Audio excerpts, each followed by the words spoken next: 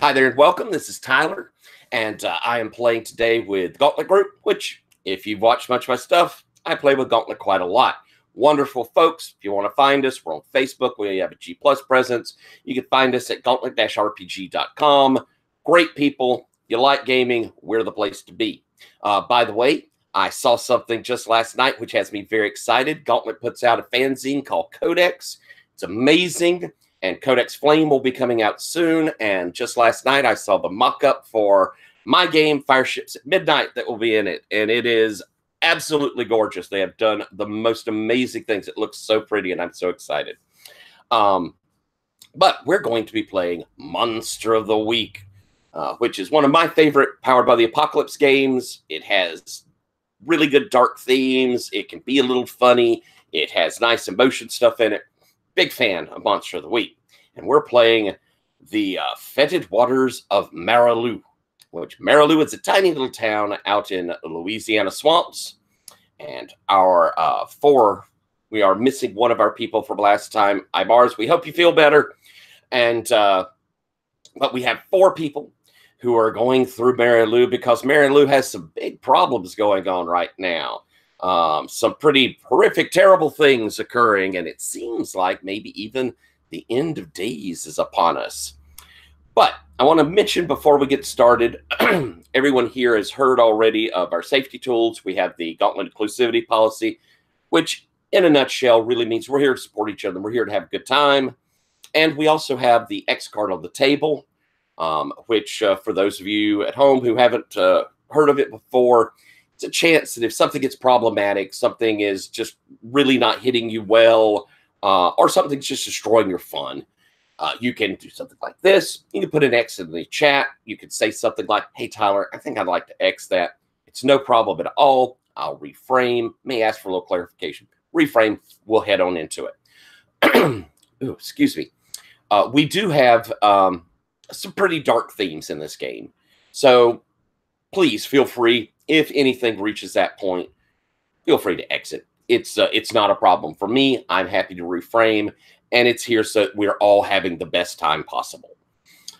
So what I'm going to do is I think I'm going to have each of our characters reintroduce themselves. I'm going to give a real quick where we are and what happened last time, and then we're going to hop right into action.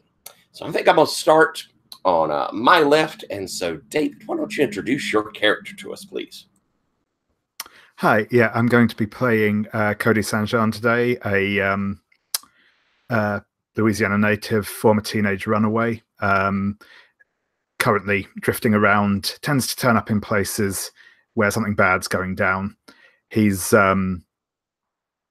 haunted by demons, both metaphorical and very, very literal. Excellent. And I'm going to go over to you, Leandro. Would you introduce your character, please? Yeah, so my character is named Silence. They are the Divine playbook. They are basically an agent from on high sent down to ensure the passing of end times, which is probably going to conflict with everyone else. They've been wandering the earth for decades. They first touched down in Marais, settled some roots there, became sort of a mysterious aunt to this family. Lives in Marais, but they've come back because the signs are saying that the end times are near and they have to help usher it in. No matter what anyone else says. Maybe. Who knows? We'll see. Play to find out, etc., etc. Excellent. Oh, love Silence. All right. Noella, would you please introduce us to your character? So my character is Allison Arsenault, who is perhaps the most normal of this group, aside from Turner, who can't join us today. So Allison is a recovering conspiracy theorist, emphasis on the recovering and the conspiracy.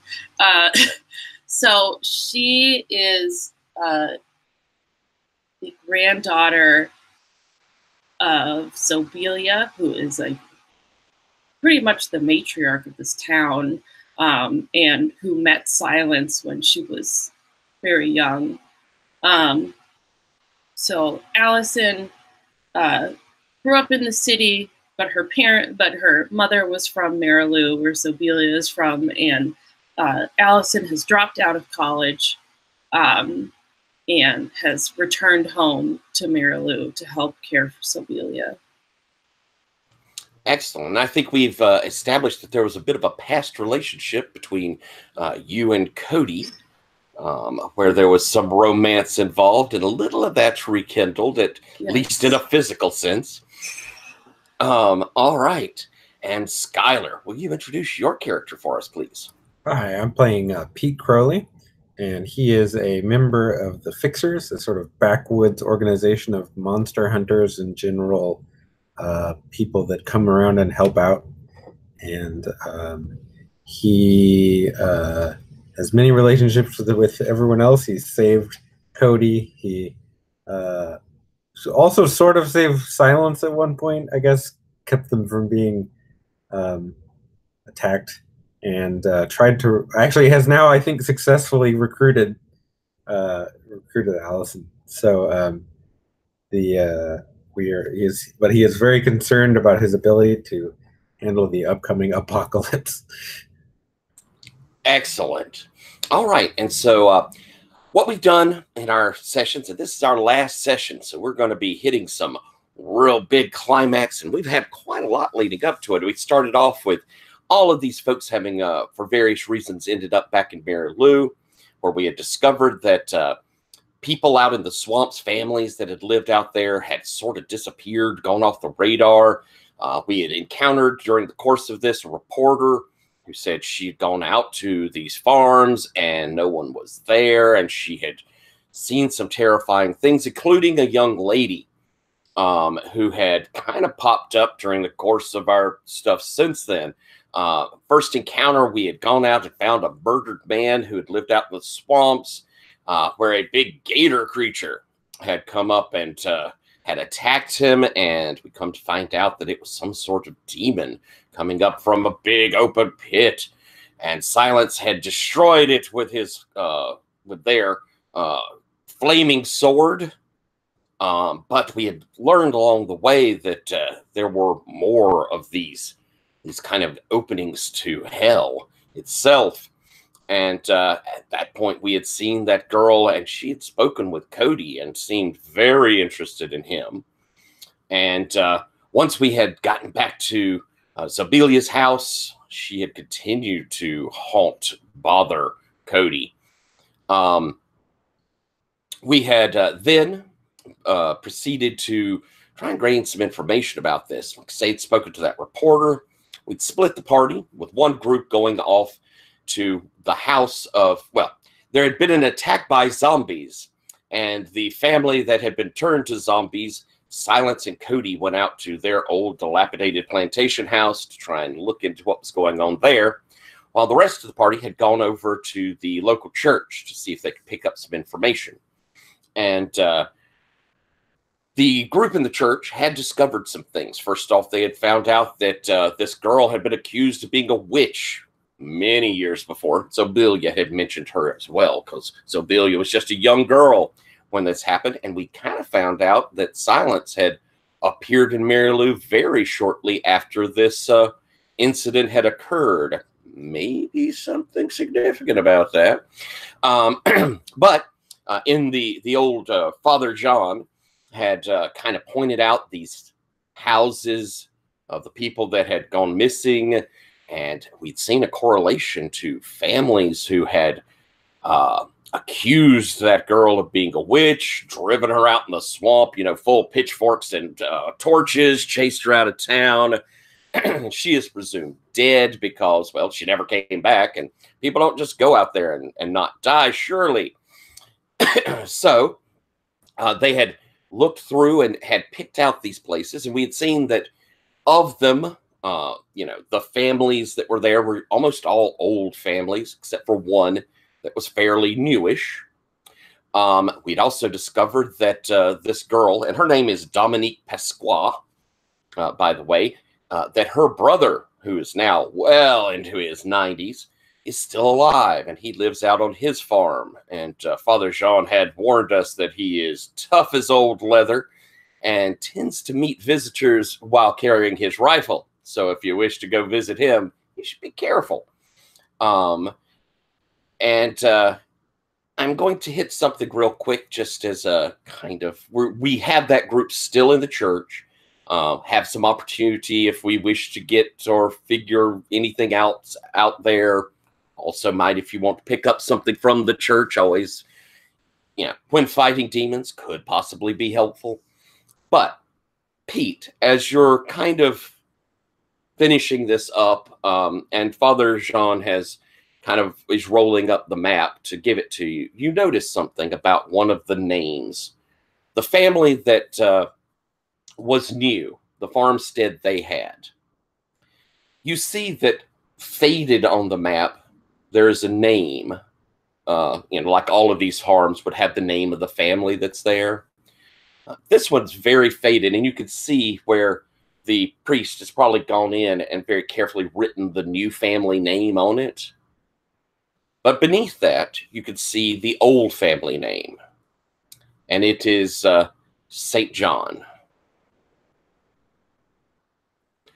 which may strike some little bit of a memory with you.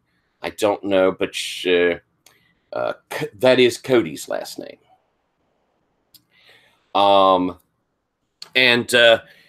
So we're going to come back to you guys here in a moment at the church and give y'all an opportunity to head out. Meanwhile, back at that plantation house where the family had been turned to zombies, Silence and Cody had arrived and had heard the music of Amazing Grace from inside. Zobelia had driven you there in her Cadillac, and y'all had said, stay in the car. If we don't come back out, take off. Get out of here. And she's like, I won't get in trouble.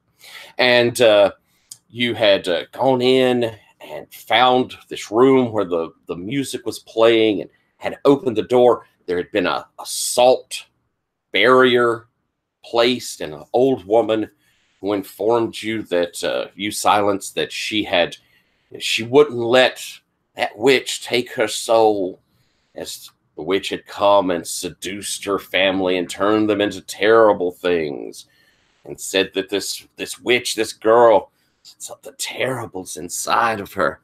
And as she was talking, Cody out in the hall had looked down and had seen that girl outside of the French doors, and she was beckoning to him.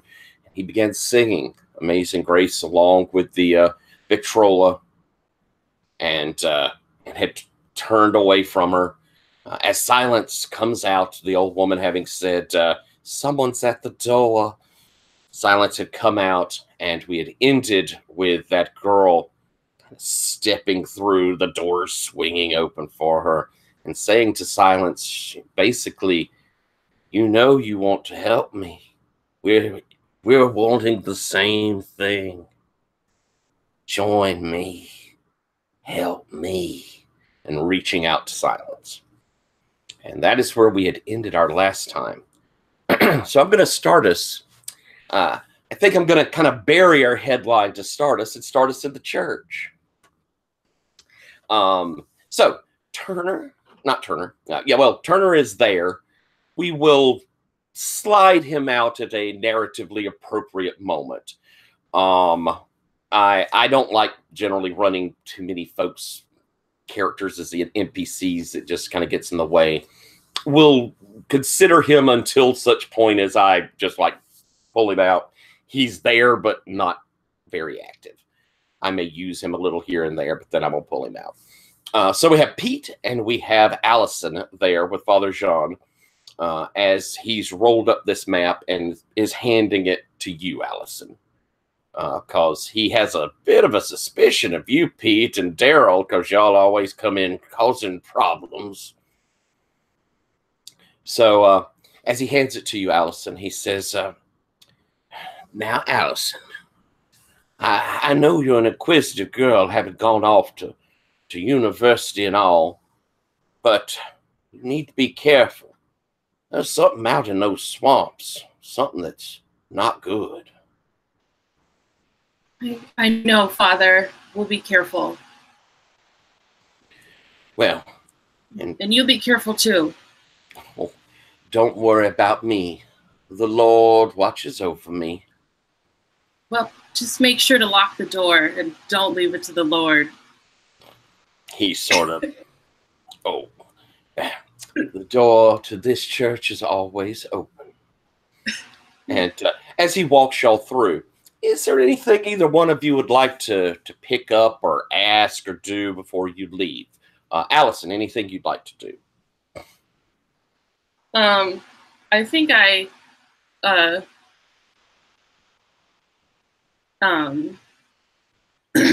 I turn to him and so I take out like a water bottle from my bag. I'm gonna say this is like a nice water bottle. It's not just like plastic Dasani water bottle, but it's like maybe not glass, but at least a nice water bottle. And I turn to him and I say, Father, I know this is a little strange, but could you bless this water? Well, of course, Allison. And he will take the bottle and he will pray over it. And Tyler, don't know the process of turning regular water to holy water, but he does. And so he will bless the water, calling to his faith. And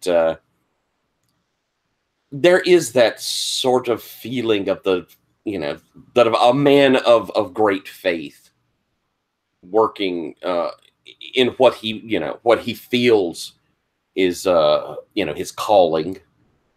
And as he finishes the prayer, he leans over to you and he will draw the cross upon your forehead.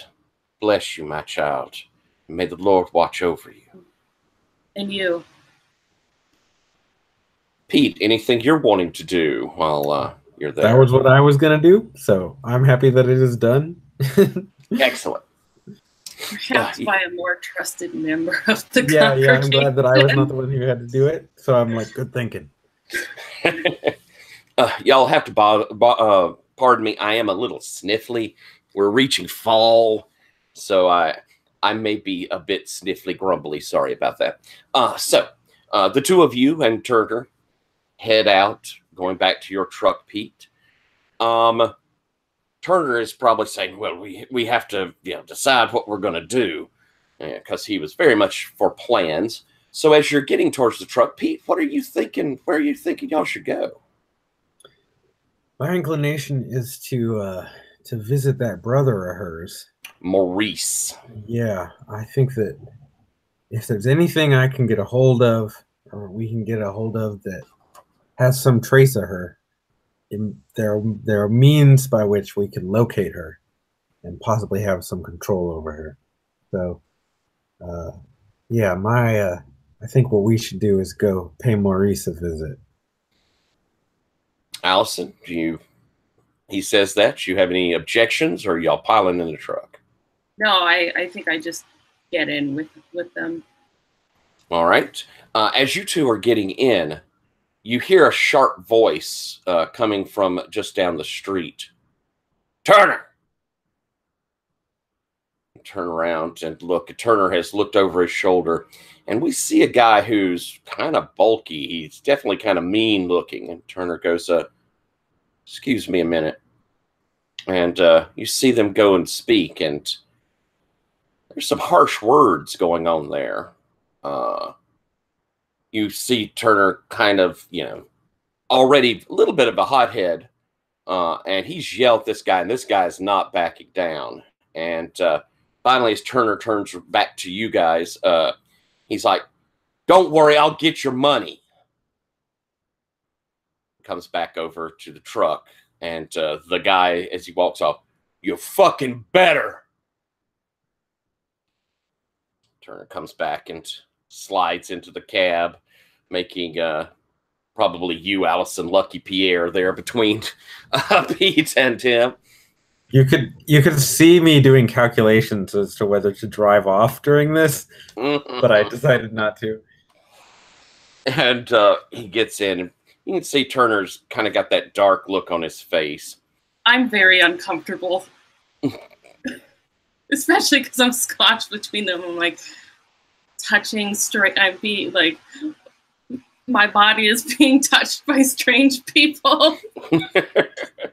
It is a little tight in there. And as the truck cranks up, Leonard Cohen singing Marianne begins to flood the cab. We shall head off out into the swamps, off to old Maurice Pasqua's homestead. I'm going to return back over to the Deschamps plantation house, though, because we have a rather tense situation. Silence. You're staring down the hallway as Dominique has walked in. Cody kind of right behind them and still singing as the Victrola is wrapping up the end of Amazing Grace. Silence, what do you do? Out of character. This has been the most nerve-wracking week this past week, trying to figure out what the fuck to do. Oh my god! And I'm gonna be go on. I was gonna say there's something I was thinking of doing which might help. All right, because that's a thing. If that's good with you, then Leandro, why don't David go ahead? What would you like to do? Go on. Yeah, sure thing. So so Cody's still singing along with the record at the moment, but Silence will hear his voice in their head. And he said, "Well, Silence, is what she says true? You planning to go over to them? Because I tell you what, for now, if you're gonna do it, just do it. I don't stand a chance against the both of you together. I know I'm worse than damned already. So if you want to make this over, then just do it. Just send this whole world to hell in a handbasket." And I will attempt to manipulate a roll there, if that's okay. All right. And just to make sure, are you trying to convince Silence to not do that? Is this that?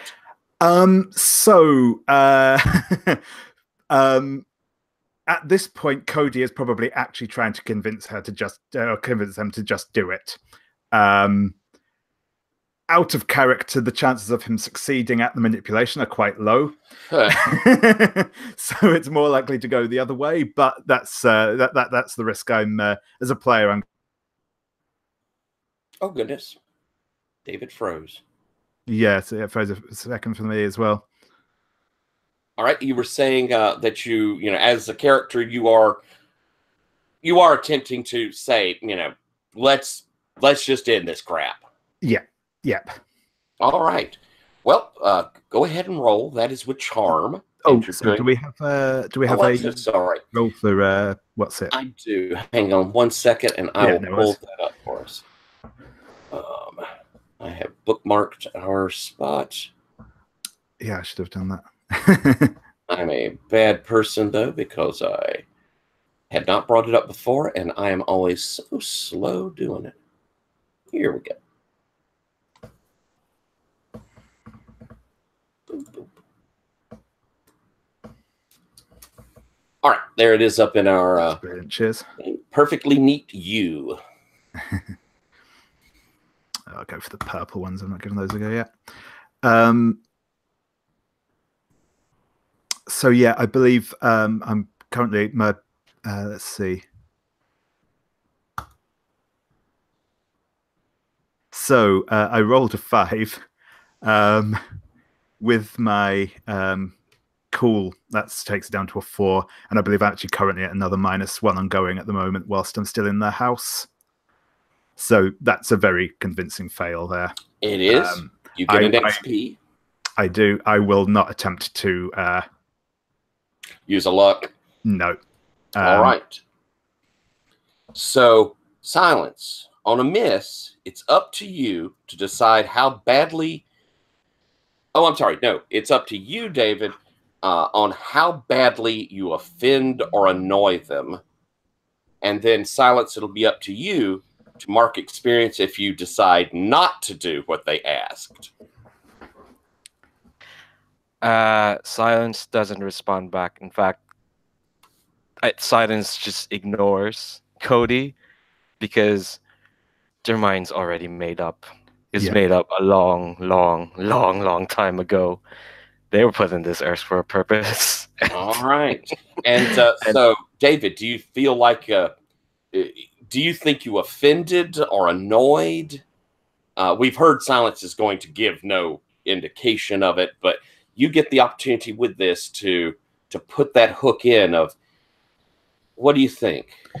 I think I have probably offended Silence, even if they decide that they do have to allow the world to end. I don't think they like the implication that they're no different to this demon. Okay, I like that. I like that. All right, and sort yeah. of, I think the kind of the failure, because this is using the telepathy move, obviously. Right.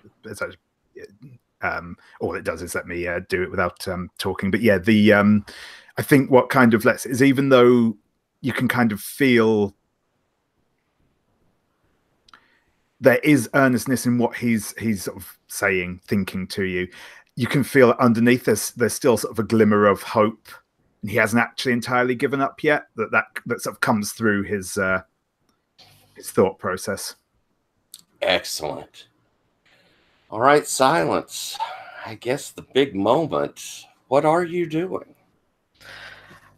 I think Silence is gonna indulge one last trivial conversation. They take their sunglasses off, toss it to the side. Yeah, you can see the stars in their eyes. And I think they look at Dominique and just say, Dominique Pasqua, have you enjoyed? I was driven out of this town and made promises to. I opened my arms and darkness filled me, and I have known nothing but joy ever since. Typical humans, always privileging their parts in this plan. Truth be told, Dominic Pasqua, it could have been any simple girl in Mary Lou, any desperate human. For Darmath would have stayed silent if not for the touching down of an agent on high, down on Mary Lou. So your position here is much like mine. You're nothing more than a key, a focal point. Nothing more than chance. I shall rule over the ruins of this world. I've been promised. You'll be ruling over nothing. No light, no darkness, no heat, no cold, nothing. Nothing at all. As you say that, the song has ended, and we hear that scratch of the Victrola. Silence, as you say this, are you moving towards her? Her hand is still outstretched, but she looks offended and a little scared as you're saying this. I'm kind of moving, almost like I'm moving past her arm, getting closer to her. Gotcha. And I'm saying, you are here to perform a function. Nothing more. You will do as you're told.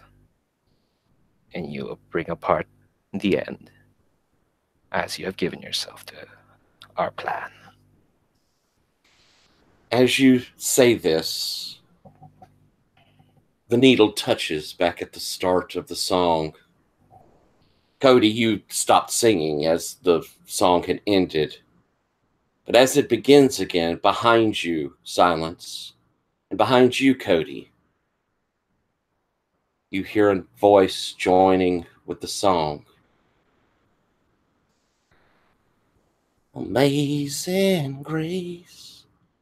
And that voice cuts into the very heart of you, silence. As Cody, you look back, and in the doorway, Zobelia has begun singing.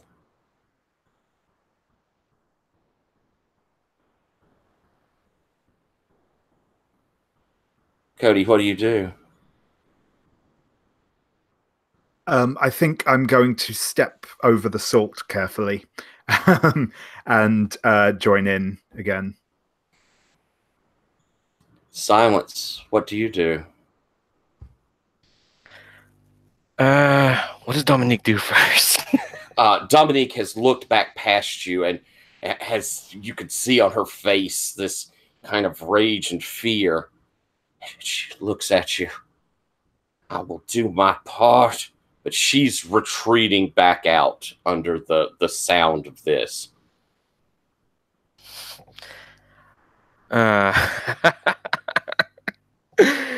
Oh god. Okay. I'm going to turn to. Where is Zobelia again? It's like she's at the opposite end of the house, coming in the front door. So you see her down the whole hallway and back towards where the door is. Okay, and Cody is behind me. Cody's just stepped back into the room, I think. Okay. So I think I walk past Dominique and I turn to Zobelia. And probably the only other person who's seen Silence's eyes. And I say, I told you, everything comes to an end. She looks at you, and there's trust and belief. And as she's singing, the song's going on. We can hear Cody singing along with it. She says, our time is not our own. I've never been scared, Si. Never once.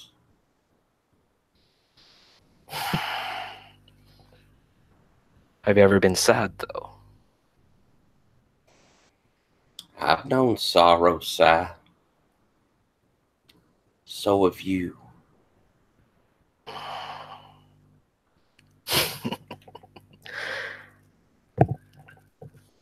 Do you wish for more time?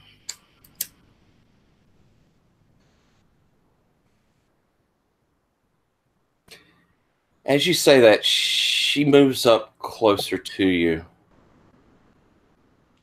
Everybody wishes for more time, Si. Everybody wants to see beauty the Lord has made for us. I have a beautiful girl I want to see.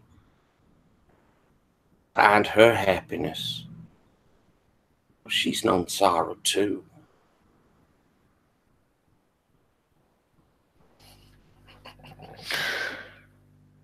Oh my god, I hate you people. I hate you all.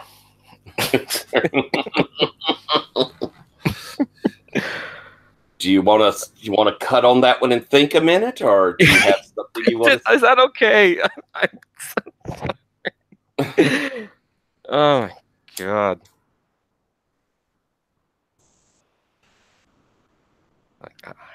I think. And I think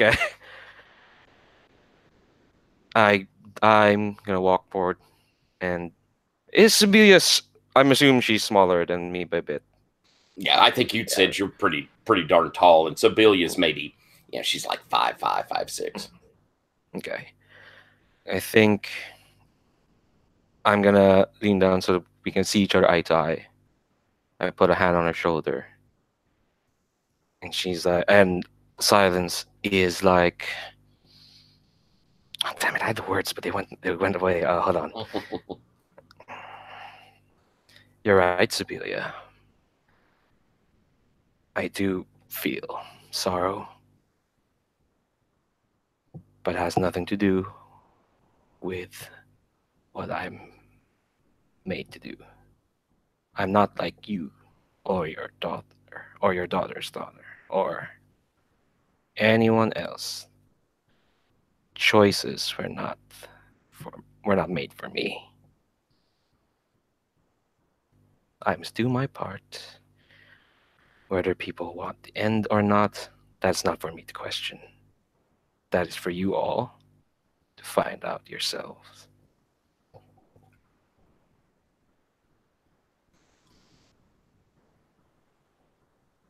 She as she's looking at you and she's staring you full in those eyes.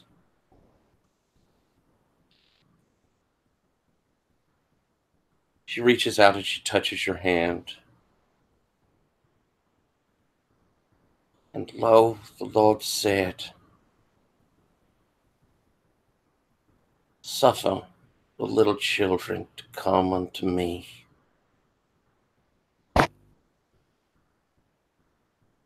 We're going to cut there. Ugh.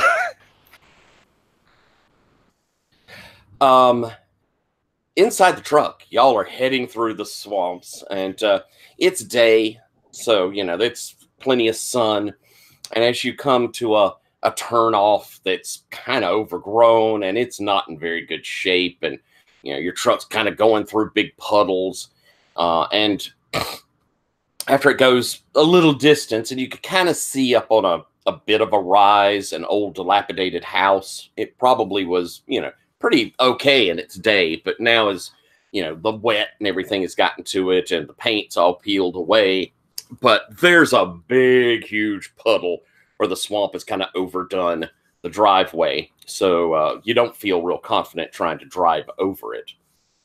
But you do see the fenced area there, and there's a big sign that says no trespassing.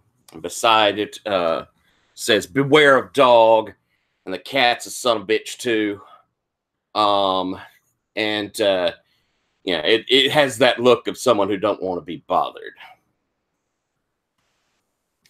Pete, what you do? I think I'm going to pull up sort of very clearly at the edge of the property and sort of holler at him and just sort of be like, Marais? Is this where Marais lives? A moment or two later, the screen door sort of bangs open, and we see an old man. He's, tall, thin. He's got that kind of, wiry, old man looking strength, He's hunched over, but he's got his rifle in his hands as he steps out. Who wants to know?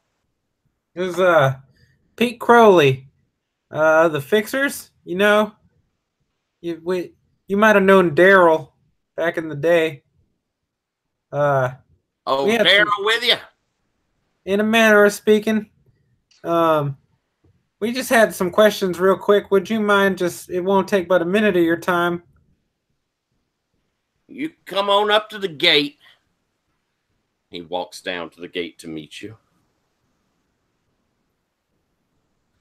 He looks at you, Allison. You're Zobelia's young girl. Yes. Good woman, that's Zobelia. What you want? Let me think. Hold on. I think that I'm going to ask him. I don't actually know. I'm so sleepy. I'm sorry. It's no worries.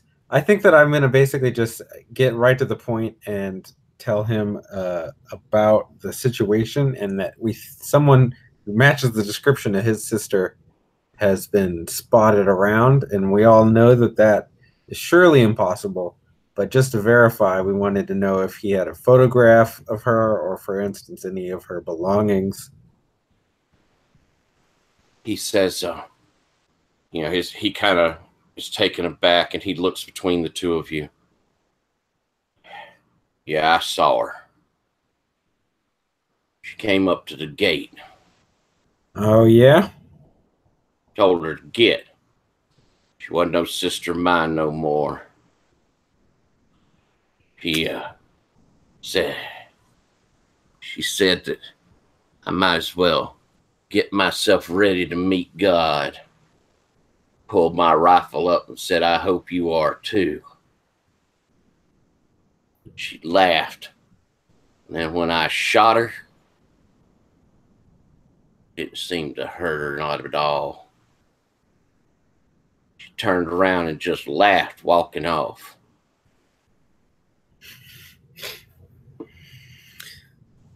Family. Well, the deal is we're trying to locate her, but she seems to move around quite a bit. You wouldn't be able to happen to be able to help us out in any way, or tell us? Come on up to the house. All right, sounds good. So I'm going to follow him up there. All right, y'all head up and cross this kind of dilapidated porch, and he motions you over to some chairs on it and says, I ain't got much of hers. Family was embarrassed. She's touched in the head and touched in the heart. Guess you could say she's even touched in the soul. Something dark happened to her. Drove Mama crazy. He goes back in the house a few minutes.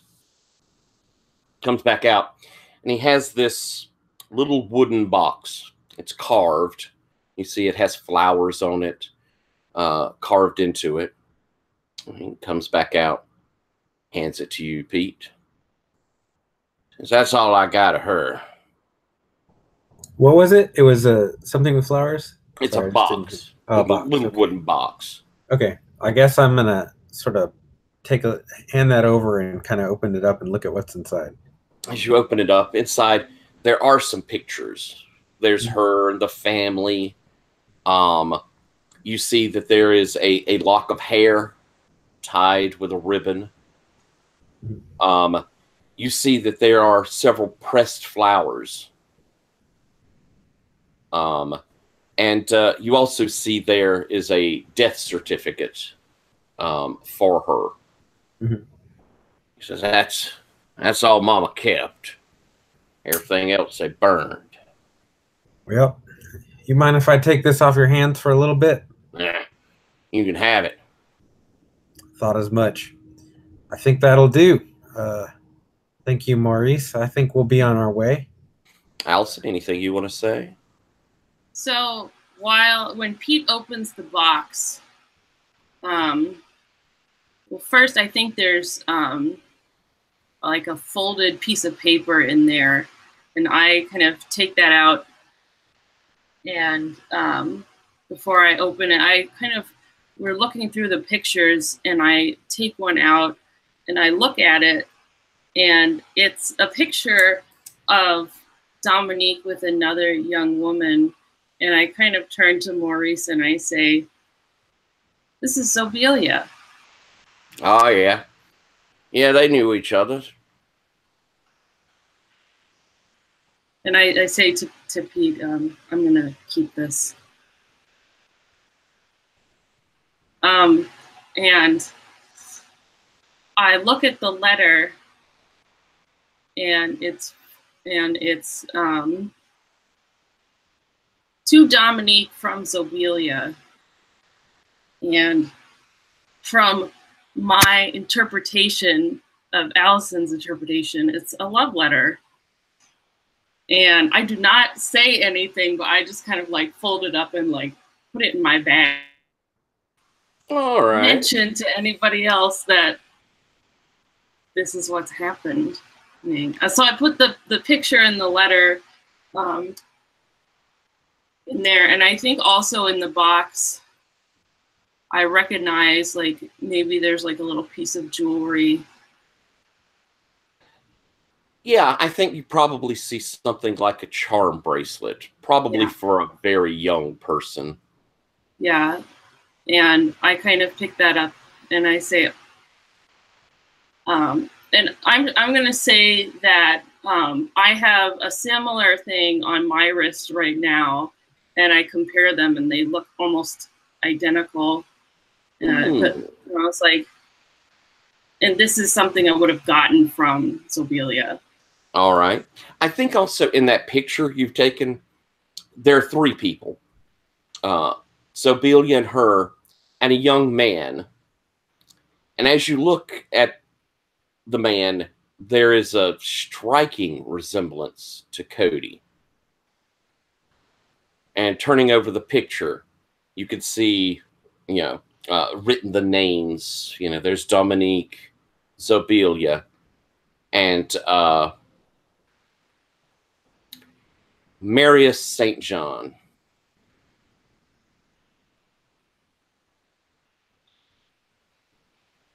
On it.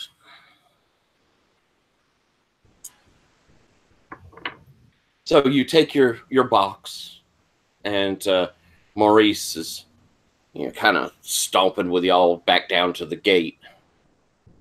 As you're leaving, he kind of pulls you to the side a second, Pete, and says, "She ain't aged a day. She's done dealing with dark forces." I gathered as much. If you go on now. You probably don't want to see this next part. If you could send her soul where it belongs, I'll consider it a bit of a favor to me. My family was destroyed because of her. Yep. That's going around. So I think that I'm gonna sort of go off behind the truck and sort of summon Allison over and be like, you're gonna have to learn to do this on your own sometime. So I think that might as well see it, and then I'm gonna take the hair, at least some of it, and like cut my finger and sort of smear it with blood, and then do like basically burn this thing, and from the ash of that I'm gonna spread it. I think I might actually spread it on Allison's eyes.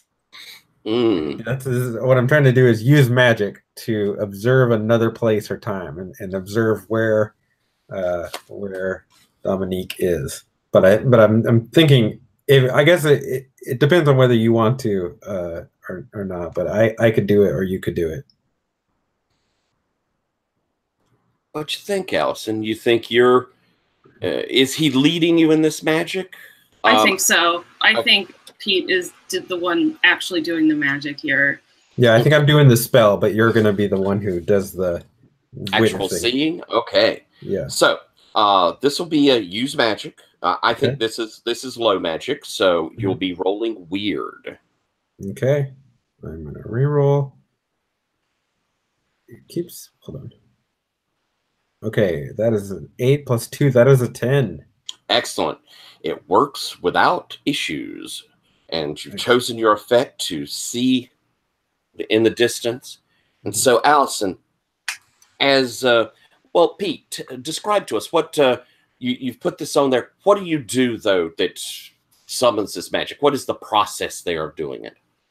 I think that, so yeah, it was I had the ash and I rubbed it on her eyes, and then I just started speaking as though, but it wasn't quite my voice, and some words that neither of us could recognize came out, and then when you open your eyes again, you're seeing through someone else's, maybe Dominique's or something like that.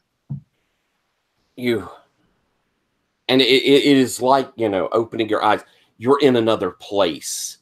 And you can see kind of all around you. I mean, it's not an above view. It's more like if you just, everywhere you can glance, it just spins perfectly for you.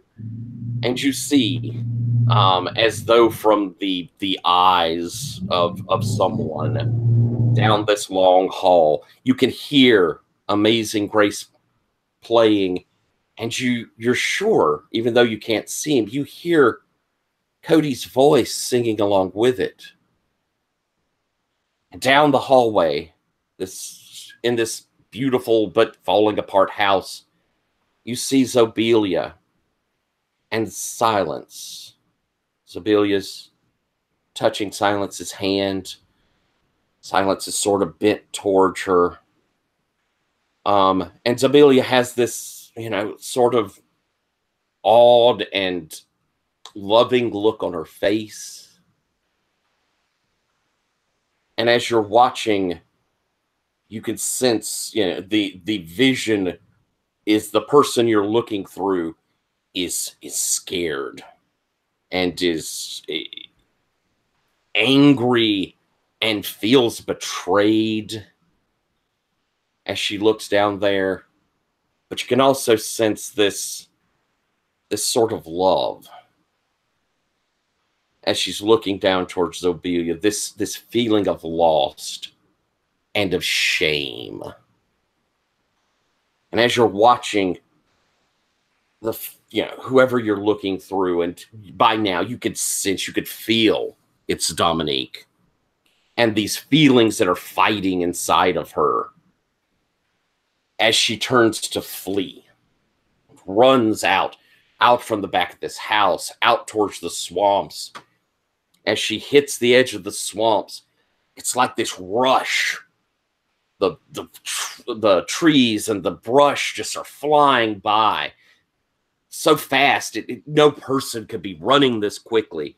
It's just a whoosh until stepping out again from the swamp, you see this very broken down old house. And you could tell that Dominique is crying as she rushes towards this house. And as as the vision begins to fade, you could see an old beat up mailbox. It says Miller's on it, which is the name of the Younger family that had moved in some 15 years ago, wanted to rough it in the old St. John place. But like I say, this house doesn't look well cared for. It has that sort of people who came to the swamp who really didn't know how to keep up a house in a swamp sort of feel to it. And as you go through, as this person walks into the house, you see two people, they're mid-40s to 50s, sitting on chairs there, just staring ahead. As she looks over, says, "It's your time. It's your time," and moves closer to them. And as the vision fades, you see the light in their eyes go out. Their faces go slack, and they stand.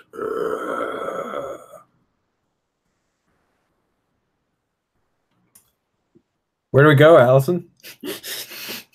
So I think during this vision, I gripped Pete's arm so hard that it's bruised. It's bruising. Oh goodness.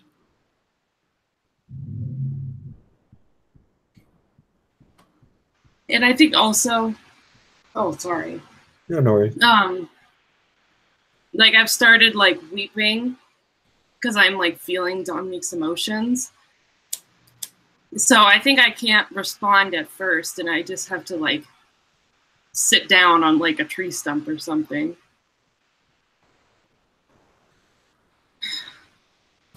So I'm clueless about what this vision was about. So I'm just sort of trying to give you a minute of space, but I'm sort of what'd you see in there?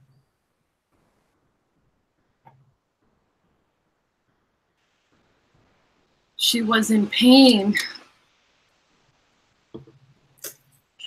Yep. She was afraid. She was ashamed. She was lost. And I kind of look at Pete and I say, she is angry. Yep. See anything that points us in a way to find this ashamed, a lost, angry soul? I stand up and I kind of walk and I like point in a direction that right now just looks like me pointing up the swamp, but like actually that's the direction the house is in. And I'm like, she's at the Miller's house. We'll cut on that. Back at the plantation house,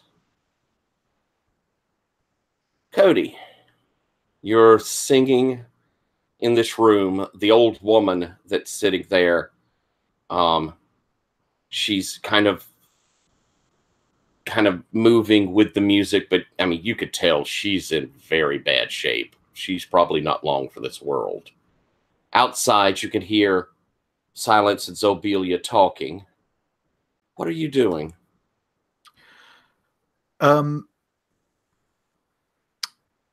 So I think I'm going to head over to the old woman.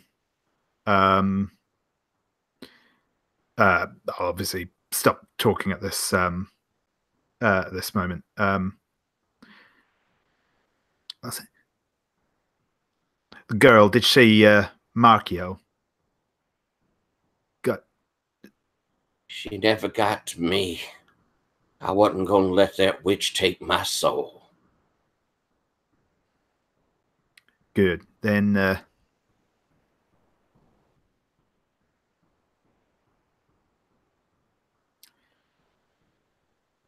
we're gonna have to get you out here and get you somewhere safe, I think. And I'm going to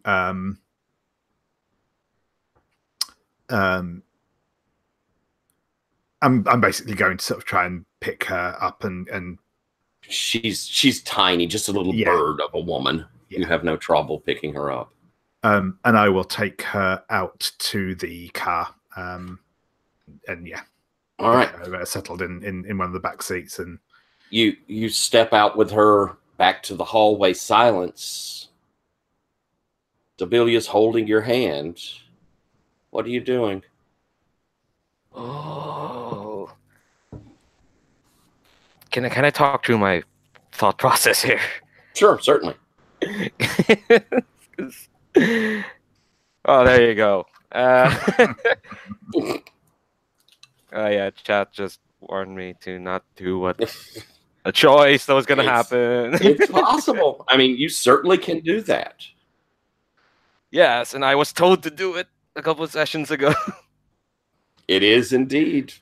Her time has passed. I mean, you can do it, but I'll be like, Allison will be really mad at you. Yeah, that's the thing. Me, out of character, and thinking, no, they deserve one more scene together. But in character, no. All strings have to be cut off now. And that's probably why those on high told Silence to do it. Oh dear. Okay. All right. I made my choice. I think Silence holds Zobelia's hand and goes, in all my time down here, Zobelia Simone, you have been my one. The word triviality comes to mind, but you are not a triviality. You are just simply not part of the plan. But I wouldn't have had it any other way.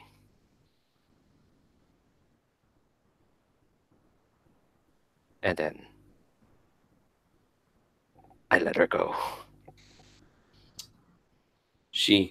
Her face sort of brightens as she looks up, kind of above you and beyond you. It's beautiful, Si. It's beautiful. And he forgives us all. As she collapses into your arms. Yeah, I let her think that. Yeah, so I'm gonna take her to the car. Cody, you came out of the door in time to see this. And you have this woman she's sort of slid into unconsciousness as you picked her up. And so the two of you carrying out little old ladies, one who is not long for the world and one who has moved on. Put them in the back of the Cadillac. And I suppose that it'll be you this time, Cody, who has to drive. Yep. Silence, you getting in the car?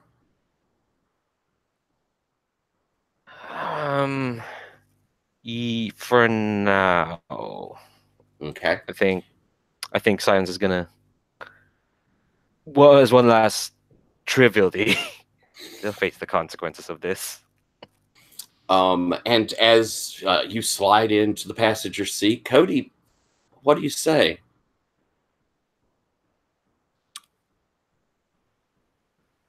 So, what's the plan now? Did you truly wish for the world to end? Not that it matters, but for you and anyone else, probably makes all the difference. I'm surprised I've been around as long as I have already. And frankly, maybe we all deserve this. I can't say it was ever something I planned on doing. I think you hear Silence sigh. And they say, it was never a question of deserve. It was always going to happen. And I think we see the car pull off and head down the driveway. Where are we going? Silence, do you tell Cody somewhere to go? Or Cody, where are you driving to? Unless given other instructions, Cody will drive to Zabelia's house. Okay. And Silence, unless you say something. No, that's fine. Off you go. Back with the rest of our crew. We've had this kind of vision. So what are y'all doing? Pete? I think I escort Allison to the cab of the pickup truck and make Turner sit in the back, and then I say that we need to go. Like, we're gonna need some firepower for this one, and by which I mean it's very clear that I'm talking about specifically the fire from Silence's sword, and I guess maybe we did sort of arrange before when we split up that we would meet back at Zabelia's house. So I think that we're probably going to head back over there. Okay.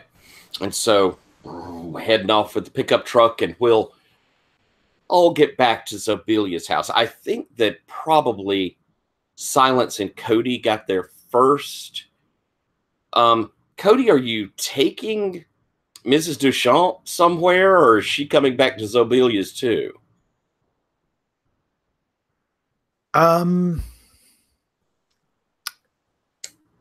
Is there a like a town doctor or something? In which case, yeah, I think he will stop to drop her off there first because. Okay, old Doc Waddell. You drop her off there, and he's, oh my goodness, oh Mr. Shaw, and that he'll get her back into the examination room, and he's talking, saying, oh, we'll have to call in the ambulance and all that, and it gives opportunity as he's messing with her. Unless you have otherwise, y'all could kind of fade back, get in the car, and leave. Yeah, that's pretty much the plan. Okay, and so you get back to the house before Pete and Allison and Turner. And I want to know, Silence, where do you put Zobelia? Back in her bed. Just very carefully just draw the bed sheets up, place her Bible and her rosary in her arms, close And her eyes. Yeah. her face has this smile, this look of contentment and happiness. And as you come back out of the bedroom, and Cody, I'm guessing you're smoking a cigarette. Yep. They probably poured a very generous glass of whiskey as well. And as you, Cody, are, I will say you're on the porch. Maybe even just a little twinge of you is like, you're not going to smoke at Zobelia's house or whatever. No, of course not. And so as you're on the porch, you see the pickup truck come driving up. And Allison and Pete hop out while Turner is in the back, and you see he's putting together his assault rifle, and he's checking all his guns, and he's kind of looking around. He's got a little bit of a furtive look since he encountered that guy in town, but he's going to stay in the back of the truck working on his weaponry. As Allison, you head up, probably ahead of Pete, to go into the house. Cody, do you say anything to her as she comes? Yeah, I will call Allison. Before you go in, you should know your grandma's gone. What? I think at that I like start running into the house, and I like well, where is Silence still in the bedroom, or are they? That's what I was going to ask. Yeah, they're still in the bedroom. I think they're kind of in the corner. So looking at I'm like sprinting in to the house, and I get to her room, and I'm no. And I like kind of like touch her a little bit, and like to like see if it's real. Like, no, Grandma. And I turn to Silence. Why didn't you save her? Do you notice She that Silence loved you. Silence kind of like very, but I wouldn't say lamely, but in that sense, just says it was her time. But time means nothing to you. And Allison just kind of like falls to her knees next to the bed, and so I have Dominique's bracelet on, and I'm going to right now I want to roll for use magic. All right. What are you trying to do? I want to like inadvertently like psychically connect with Dominique with the like grief of Zobelia's passing. Excellent. Excellent. All right then. I think that's still low magic. That's not a big magic. Yeah. But you're just trying to share senses, and that seems low magic. So roll a weird. I got a 12. Oh, fantastic. So that's going to go off without a hitch. As, you're holding Zobelia's hand, I think the bracelet will slide down your wrist to touch her hand. And as it does, you feel, the energy from you, and that touch of the person that you'd had with the vision kind of sharing with you. And you sense this grief, and you can hear ringing in your head this howl of like anguish from Dominique. No. No. And a heartbreaking and the shame and the regret sort of floods through you. I think I kind of like fall backwards onto the floor and start screaming.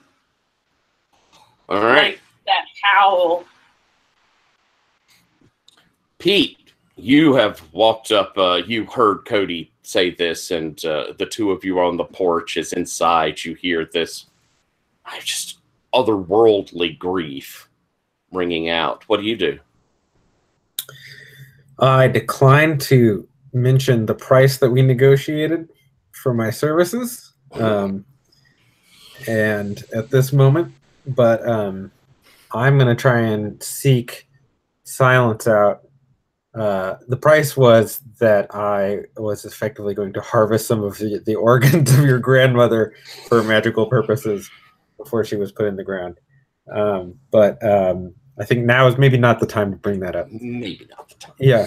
But I'm going to seek Silent out and essentially try and let them know that we have a good bead on where Dominique is. I don't know anything about them having encountered each other, but I guess my strategy from here on is that I'm going to bring Silence with us and stay directly behind them and monitor what they are doing very, very closely. Okay. So let's say then that you go back to the room, you see Allison there in her grief, and Silence off in the corner. Do you kind of motion Silence to step out of the room? Silence, do you go out to speak with Pete? Yeah, I'll go. Being in the same mood, Allison's getting uncomfortable. Well, I've got a good idea of where we're going. Are you with us? And I look you right in the eyes. Oh yeah, how do you react to the eyes? I look away almost immediately. I was like, I was going to try and stare you down. It did not work. I think Silence nods, and it's just good. Dominic Pasqua must be put to rest immediately. Well, on this, we're in agreement. Is that all you needed? I think that's it. As soon as we can gather Allison up, I think we should head over there. Fine. We give Allison a little time to grieve. Cody, is there anything you want to do in this? Or are we just going to take a few moments, let Allison have her grief, and then come back to what we do there? Yeah, there's nothing particular Cody's planning to do at the moment. So yeah, that sounds good. All right. Probably, several minutes. Allison, what do you think? Is there... I'm interested to know, is there the grief that just takes hold of you, or do you pass beyond the grief to a decision, a more steely moment? What do we see from Allison?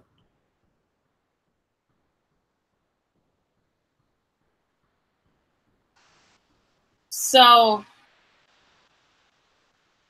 I think after the screaming on the floor, I think it kind of turns into quiet, and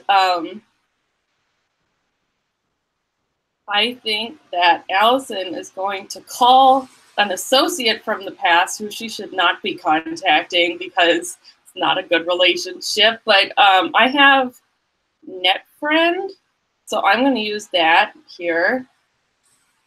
So that's all right.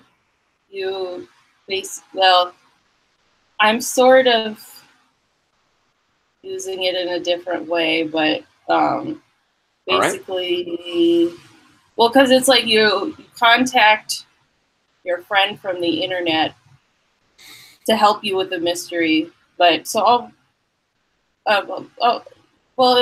we'll connect it. So I have -1 charm. So let's see how this works. Okay. Oh, let me look to see what our move is. Ooh, got a 4. Oh my. All right, and so what were you trying to get them to do? What were you wanting?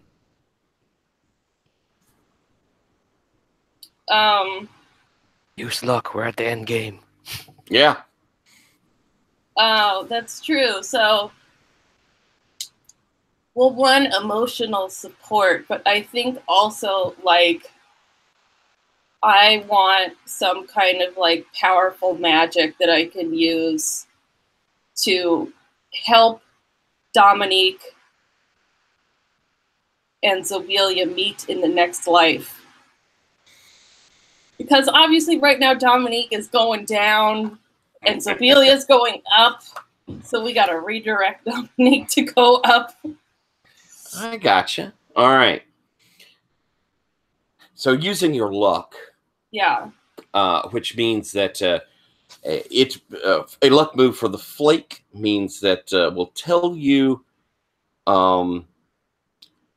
what other conspiracies that aspect is connected to. You've told me that you're trying to do this, trying to basically change the direction of this soul, trying to take a damned soul and see if it can be saved. Yeah. Now, you've gotten on your phone, probably have a smartphone. And since you're close enough into town, we'll say you're getting a bit of a faint signal off the tower they have in Marais. So as you're typing in to your friend, we'll call him Ghost Hunter 69. And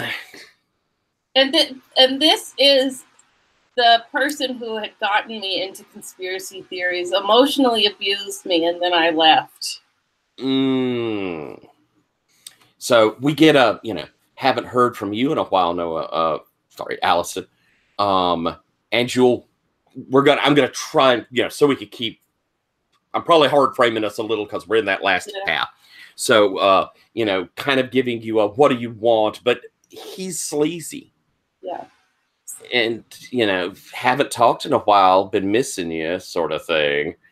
So I'm gonna say my grandma fucking died.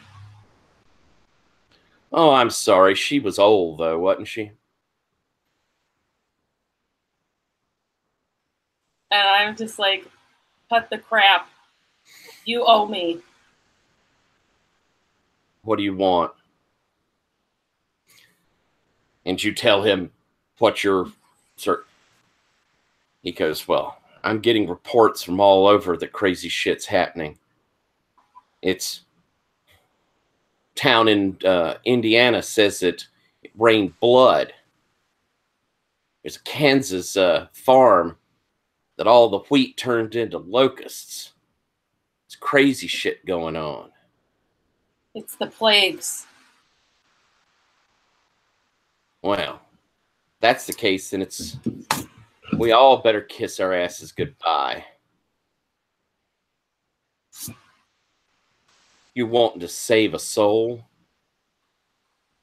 Well, depends on what sort of things you want to believe in. But if you go with that Christian crap, he's supposed to always forgive if they repent.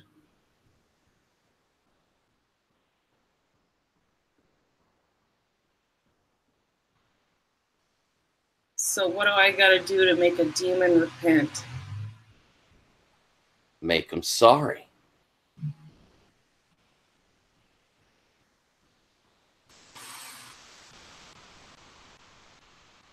Okay. From what I understand, that Christian God likes when people beg.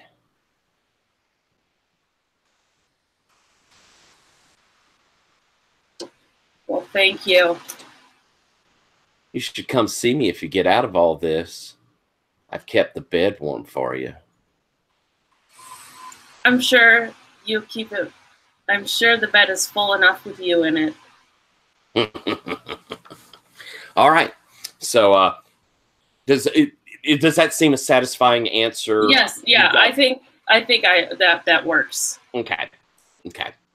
And so you, having talked to him, you come walking out. And I think you can, the other three of you can see in Allison that, there's a bit of fire in your eyes, isn't there? I mean, you've got a, I'm going to do this sort of look, right? So, Cody, looking over at her, what do you say?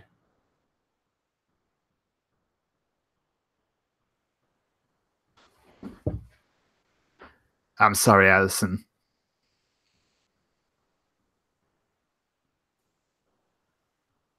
Yeah, that's it. That's it. Okay. So I'm gonna take our break here. We will come back, and kind of, it sounds like maybe we're going to head out to the Miller place. That's a thought, but we'll have a moment to decide exactly what we're going to do. We'll come back. I will probably keep us hard framed a bit. We're gonna try and push it through. But if there's anything you're wanting to do beforehand, or prepare for it, feel free to set that up. And then we're going to head and hit right to hit our final scenes. And so we'll take let's take 5 minutes, and if folks want, here's a little something for us for an interlude break. Probably won't get to hear the whole thing, but here's an interlude break y'all can listen to, and we'll be back at 2:35.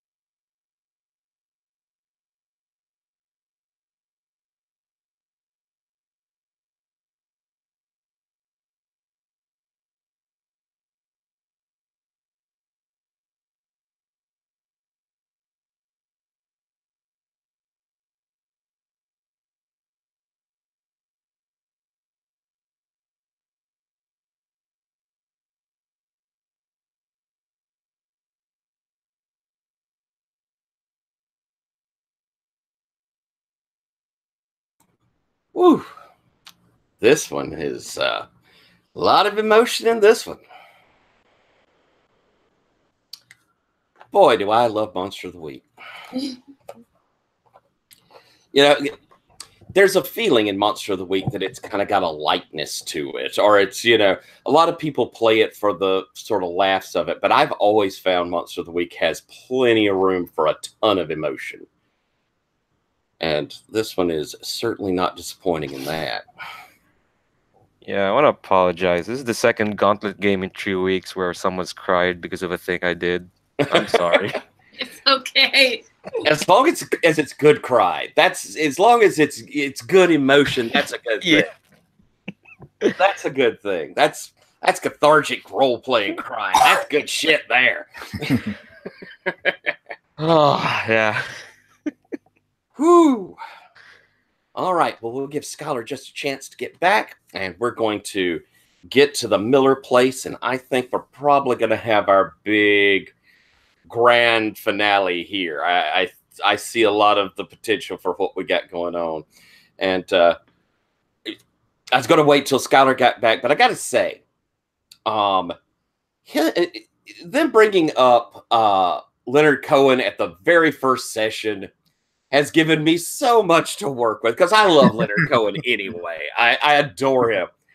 But no one writes lyrics quite so well. And this Marianne just coming in with it, because I'd sort of thought of it earlier. The lyrics for it are so perfect for this. There are several lyrics that just grab right hold of it. It's funny. I think I mentioned this to Tyler, but one of my old writing teachers, who is a very, like, he's an odd character, but he started a Facebook group that was like, let's canonize Leonard Cohen.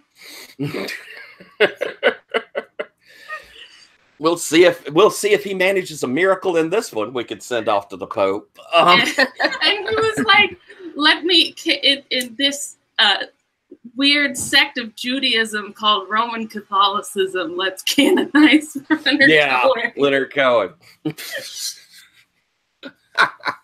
All right then. So we're driving to the Miller place, the old St. John place. For all of you to be together, are we piling into the truck, or are we taking the Cadillac? I think we're taking the Cadillac, and so I think me and Cy are in the front seats because I want to have a word before we get there, and the rest are in the back. Okay, that seems good with everyone, and I think we've got. We do have Turner there, and he's got, like, between his legs sitting on the floorboard is his assault rifle standing up. He's looking grim.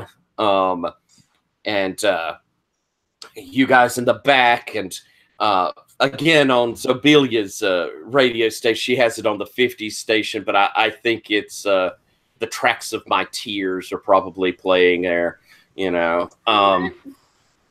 As we'll let you then, Allison, I imagine stoically and quietly sitting beside you is Silence. What do you say? So I'm saying this a little bit quietly, imagining that the people behind us can't hear this. I turn to Silence, and I'm like, before you kill her, you have to let me give her a chance. So long as she dies. Silence is very resolutely not looking at you. And I'm like, before, like, it's not for me. It's for Sobelia. So they can be together with the Lord. And I kind of like turn to like look at her. I mean, to look at them. You knew, didn't you?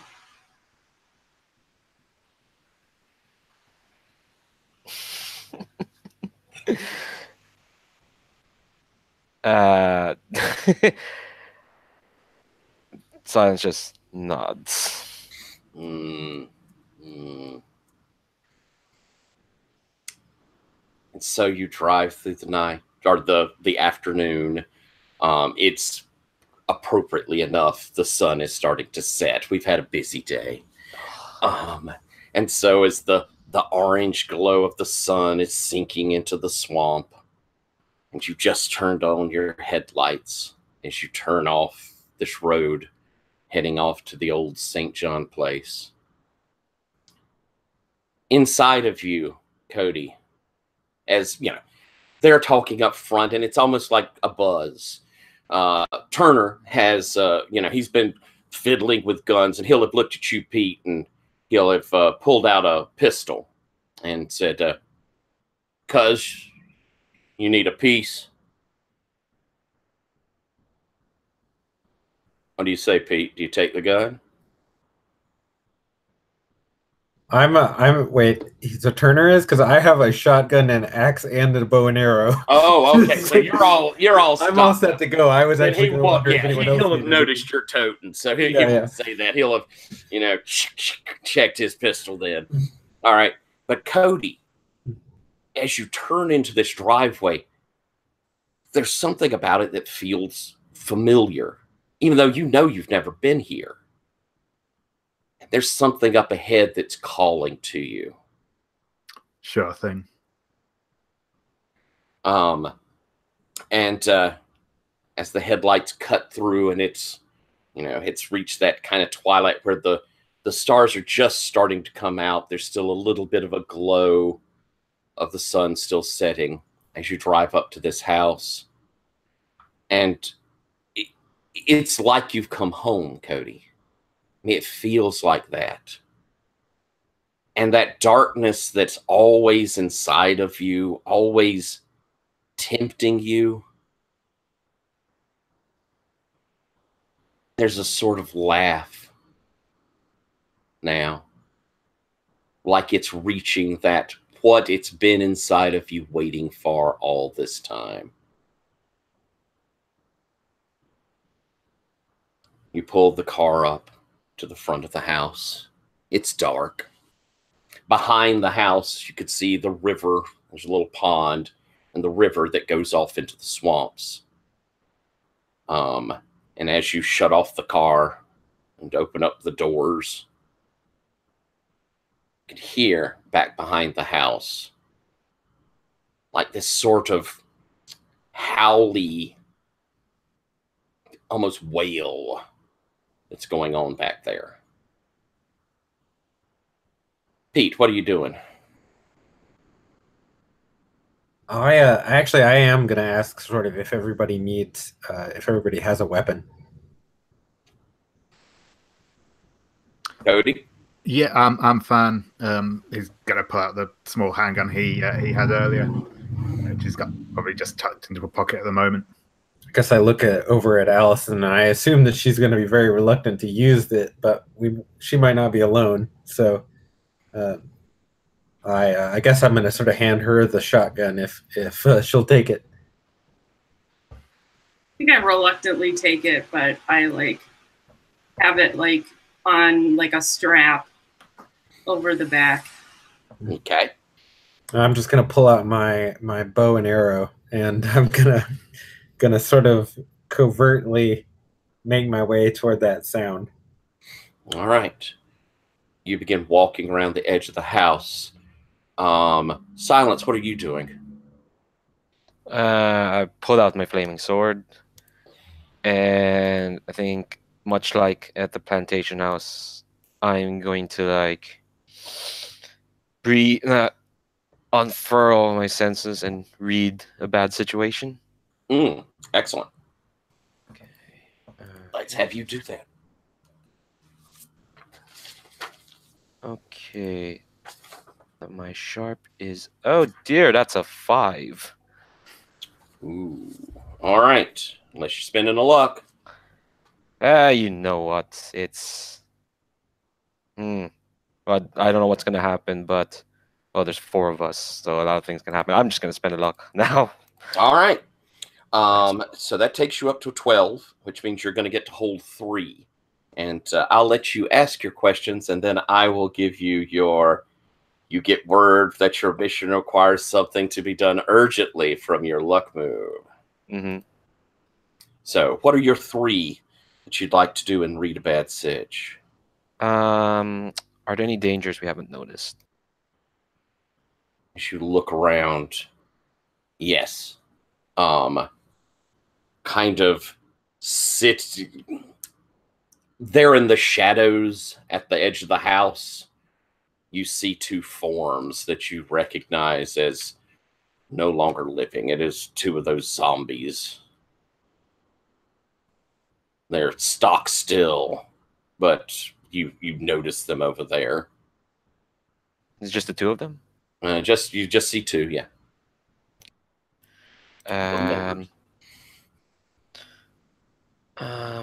What's the biggest threat?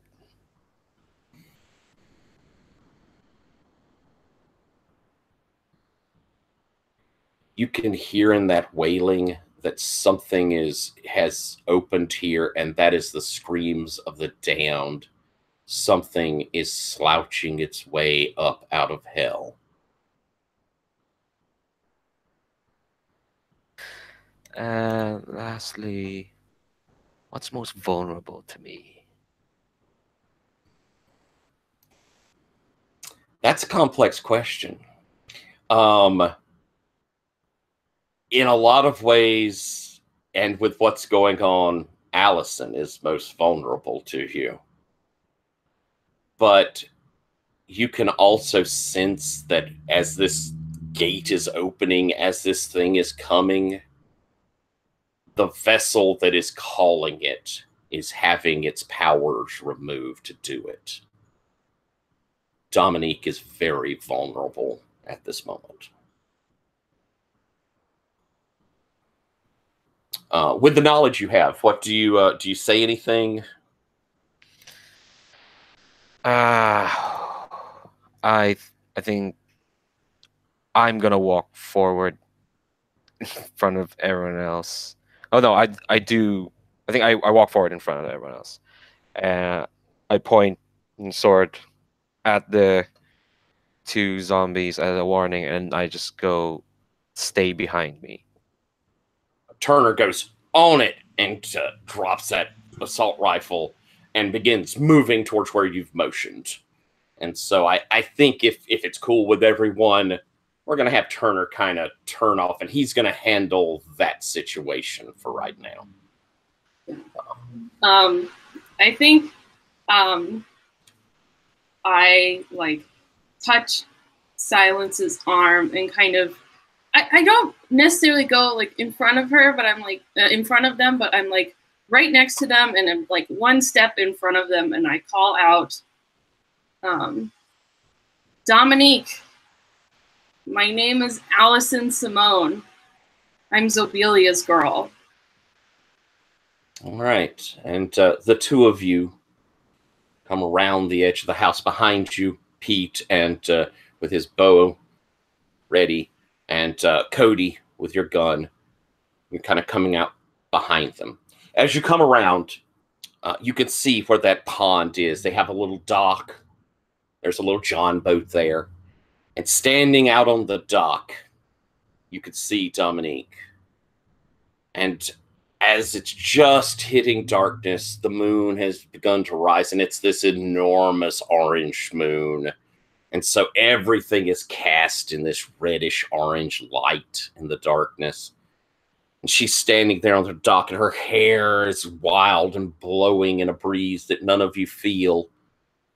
And in front of the dock, the waters are roiling and bubbling, and there's mist coming up from it.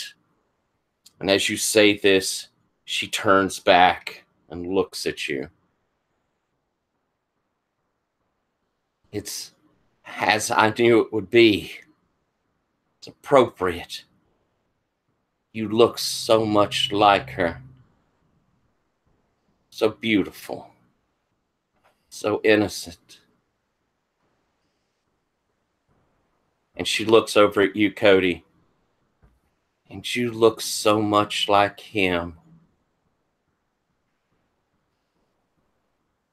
I knew we'd all be together again at the end.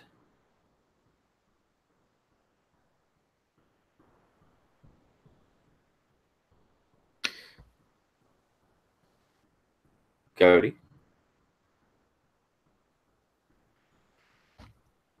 I don't know who you're. I don't know who you're talking about, but I got the feeling we got one or two things in common, you and I.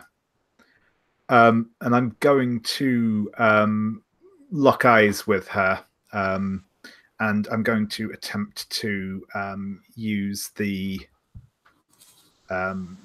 tune-in power. Excellent. To set up a sort of spooky link with her. Excellent. All right. And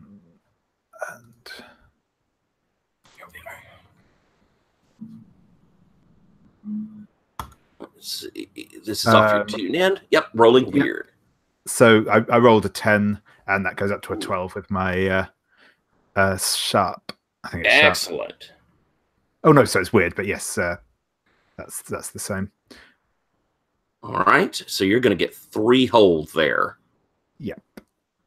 And you gain 1 ongoing while acting on the answers. Is there any you want to ask right now, or you want to hold on to some? Any combination of that? I will spend 1 to ask what she's planning to do right now. You can, as you kind of feel, and you're right, there's this commonality between you. And you could feel that darkness inside of you wanting to go to her. She is wanting, what she's planning to do right now is call to you, call to Allison, and when you come together, this gate's going to open.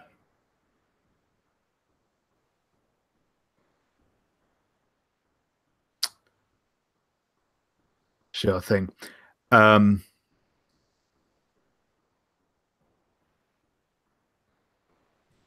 Any other uses, or you want to hold them? No, I'm going to hold for the moment. Yep, I think. Okay. He's here to do a job, so he's going to shoot an arrow at her. Excellent. All right. Well, let's kick some ass.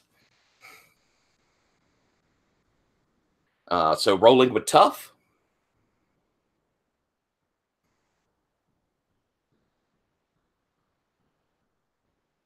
That is a 7. All right.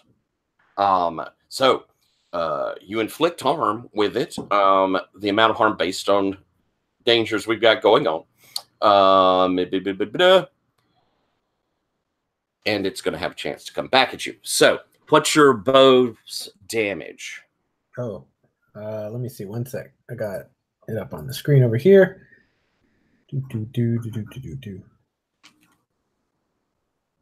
Maybe I don't. 1 sec. Here, bow. 2 harm. 2 harm. Excellent. As this arrow flies past you, Silence and Allison, and chunks straight into her chest, and she and for the first time seems to like notice you, Pete, as it sinks into her, and so that's I don't have armor on her, so it sinks in, and as she looks over at you, she says, "You and your order can't stop this. Daryl was twice the man as you, and he didn't have a chance. There's no way you will." And as she says that, she sort of lifts up her hand, squeezes, and you feel in your chest, your heart sort of contract. And you take 2 points of damage. Ooh. All right. As she's reaching out towards Pete. Silence, what do you do? Actually, Allison, what do you do? I kind of like, wait, and I turn to her.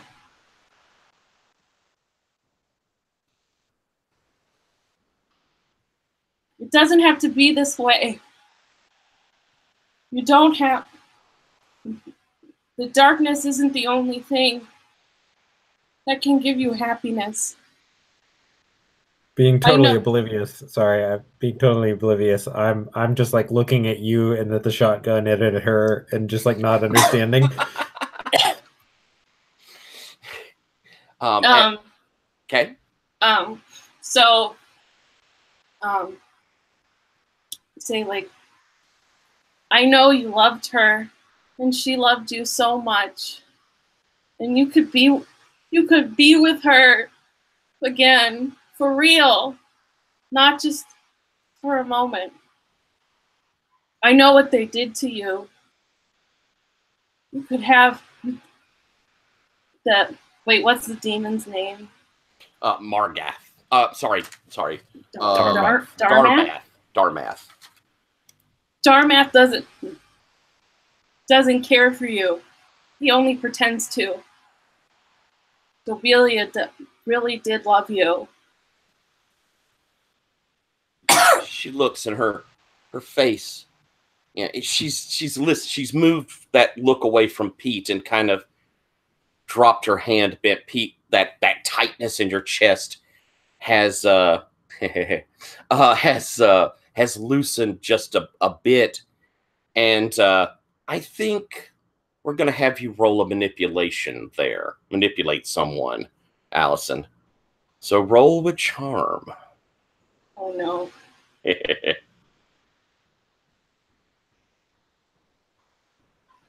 got -1 on that, right? Well, you do. Oh, it's a 6. Doc. Cody, Silence, either one of you. I don't know if Silence would help in this particular instance, but Cody, you think you want to help with this? You're certainly connected, and you have the ability to help with that.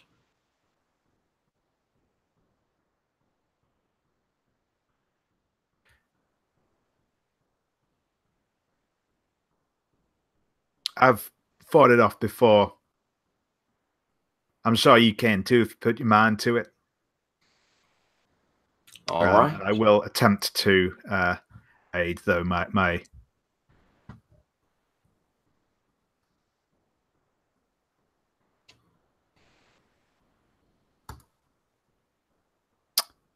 that's an 8, so that's a mixed success. All right. You gain that +1, but I think, with you joining in, the two of you have kind of moved towards her, and she's walked towards the dock, down the dock towards you two. So y'all are coming together. There's still, 60, 70 feet between you, but you've gotten closer. As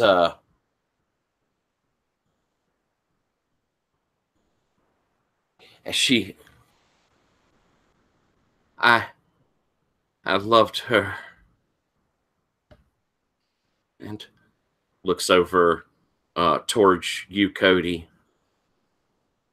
and I loved him. We should have all been together. This town didn't understand. They hated me. But she's hesitated. Silence, what are you doing?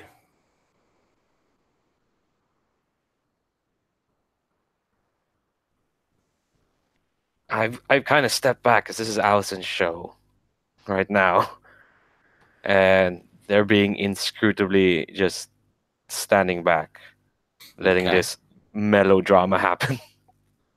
All right. Behind, on the end of the dock in the water, that water has bubbled up, and you could see something trying to rise up in it. The water is moving up, and in its black, bubbling mass, you could see something terrible. Tentacles pushing their way out of the water. Pete, what are you doing? mostly grasping at my chest as I'm at 4 harm right now. But I think I am going to so something's coming out of the pond. Mm-hmm. I'm beginning to grasp that there's more emotionally going on in this situation than I had originally picked up on, but that matters not. I'm a fixer. I'm here to prevent the damn end of the world. So I am essentially from the ground.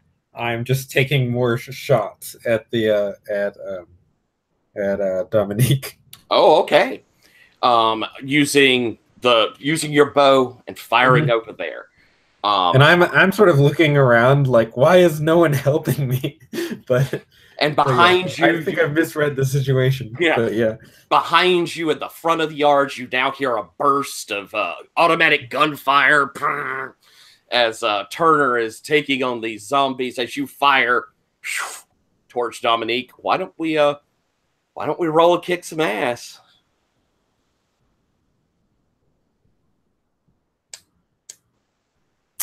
That is an 8. All right.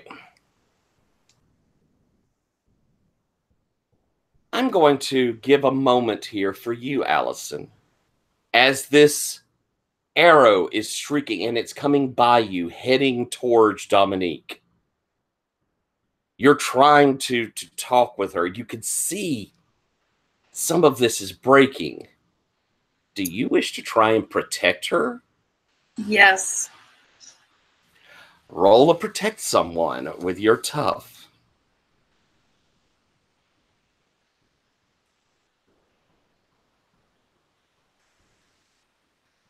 Oh, I got a 5. Can I use a luck here? You can. I'm going to use 1 luck here. All right. And so let's see, how far down are you on luck now? 1. 1 left. No, I think you were going the other way because we were meant to be adding to that. Oh, we're meant to be adding? Yeah. And yeah, so you should have been. I know you got to 3, 4. You should be at 5 now, I believe. Okay. Sorry, I know this is the second one I've used this session. Right, and you used one. You've used 1 before, and we started off 2 off, so that takes us to 5. And meaning you have, I think, 2 left. Does it go to 7? It goes to 7. Once we get to 7, you're doomed. Yeah, so I have 2 left. All right. And so, with that, you protect them, but you'll suffer some or all of the harm they were going to get.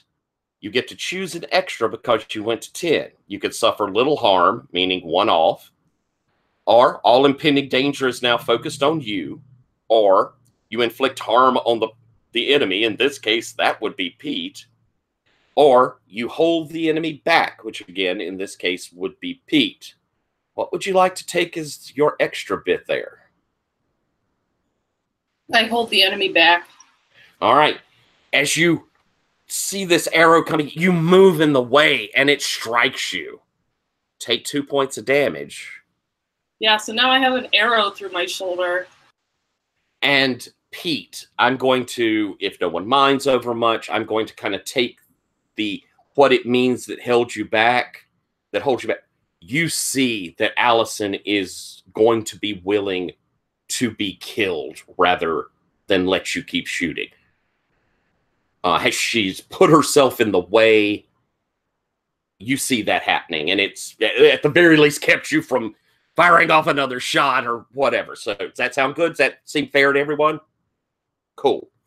But Allison, you take this shot, and Dominique sees this and looks over your shoulder at Pete, and there's this rage in her face as she moves over towards you and Cody, stepping off the end of the dock, and comes rushing over towards you, Allison, like she's going to, catch you or see if you're hurt. She's concerned for you. Cody, what do you do when you see her coming? I'm going to, Allison can't let her near us. He'll and he's going to grab Alison and just try and drag her away from Dominique. So you start pulling her back as Dominique's walking towards you. Silence, what are you doing? Once they saw that Alison got hurt, they're like, okay, enough of this tomfoolery. And they're gonna march forward in front of Cody and Alison as Cody's dragging them back. And kind of like as Dominique is rushing forward, Silence is just gonna take a swing at them. At Dominique? Well, not take a swing, but like just stand forward. As you come forward, with your... She goes, you know they have to come to me, Silent, or Angel. The circle must be rejoined. And I think Silence... she doesn't... They don't smirk. They just twitch of their mouth. Then it's like... You've misinterpreted your what's the word? Your position in all this. I told you, you are just a means to an end you don't even know of. And I am going to take a swing at her. All right. Roll kick some ass. Oh, God. All right, that's a 7 plus... Yeah, that's an 8. Oh, that's an 8. All right. You slash across, and it digs. And I believe you do like 3 harm, don't you? Yes. Also, yeah, and also I'm divine. Well, Right. So it is a weakness. And so it slashes, and there's the sizzle of it as it hits her, and it opens her, but it's not like blood comes out. It's just this black ooze, almost like swamp mud that flows out. As she opens her eyes.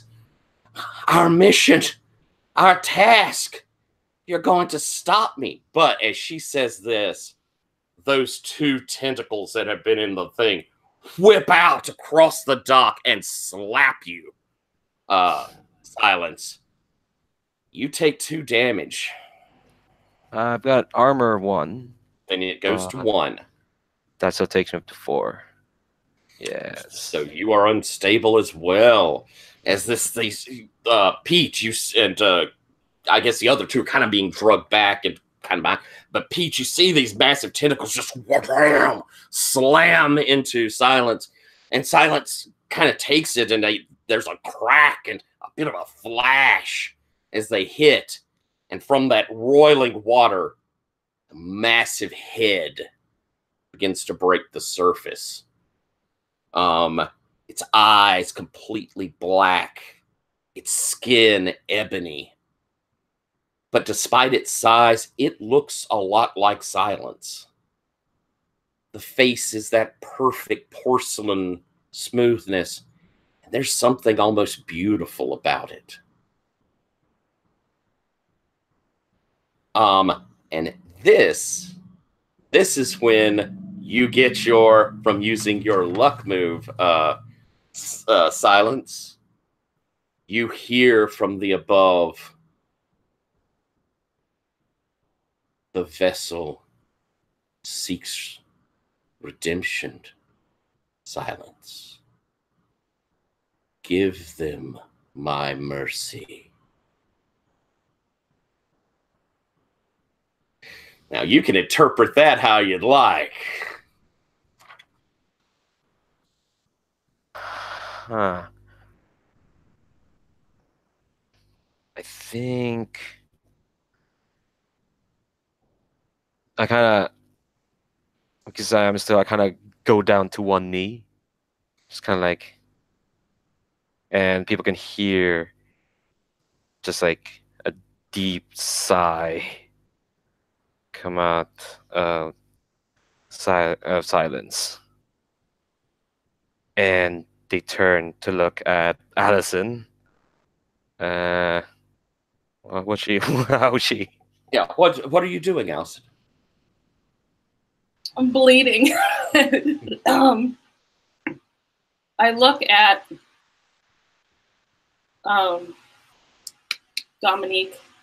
I think Cody is having to like support me, but I think maybe I'm like kind of sitting on my knees, and I look at her and I say,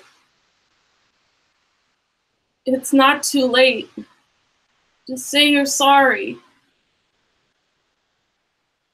Oh, that's good. She's, you know, this viscera, this black goop coming out of her. She's still standing. And at this point, you know, because Cody's kind of down with you, holding you, has pulled you back. We have Silence kneeling. We have Pete, who's been cracking shots from the ground with his chest held. So she alone is standing, and behind her, this terrible and beautiful thing rising up from the water. She says, I was so alone, and it came to me. I don't want to be alone. But she's reaching out for you and Cody. Cody, what are you doing? As this is going on, that darkness inside of you, you can feel it yearning for you to be closer to her. And that thing on your leg is just burning and itching.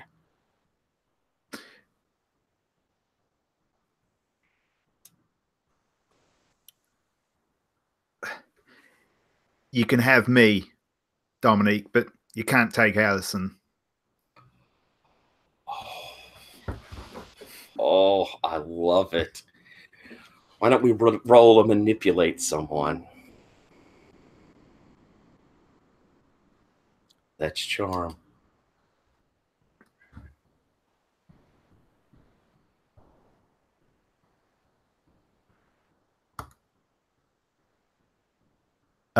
That's a well, it's I rolled a 10, so that's a 9.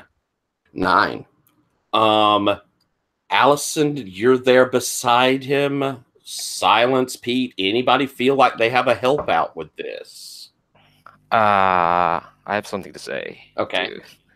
To Dominique. Silence stands up and kind of like has a look of pity on Dominique, and they just say, life of a vessel should not have ever been meant for human lives. Us on high have taken you and twisted you in ways that you should not have been. You should never have been part of the plan. I also say, because I also like put an arm across Cody, like to indicate him to like stop for a second, and like say, you wouldn't be alone. You would have Sobelia. All right. I think I'm going to have Silence. You roll the help out. And we have Allison as, you know, Cody, you've kind of moved forward, and Allison's kind of holding you there like, I won't let you go alone. Silence, how'd you do with the help out? That was a 5, but I'm going to spend the luck on that. Very good.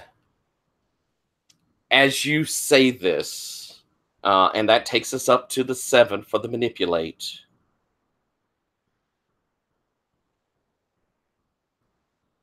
That would be, they'll do it, but only if you do something for them right now to show that you mean it. Oh, no, so I got a 9, so that takes up to it takes 10. you to 10. Yeah. Okay. Yeah. Then they'll do it for the reason you gave them. If you ask too much, they'll tell you, take the, okay.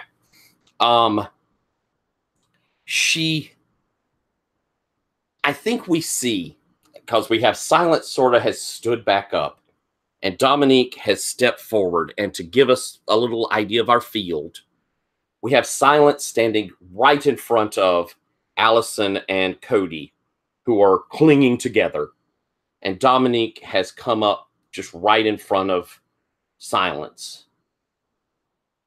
And she reaches over towards Cody, who you've extended your hand, you can take me, has extended your hand, and touches you. And as she touches you, that darkness inside of you is rising up. She kind of clings to your hand. Your grandfather ran from me. She reaches over towards you, Allison. So Belia turned her back on me. And she's reaching towards you. And since you've stayed clutching there, Allison, do you reach out and take her hand?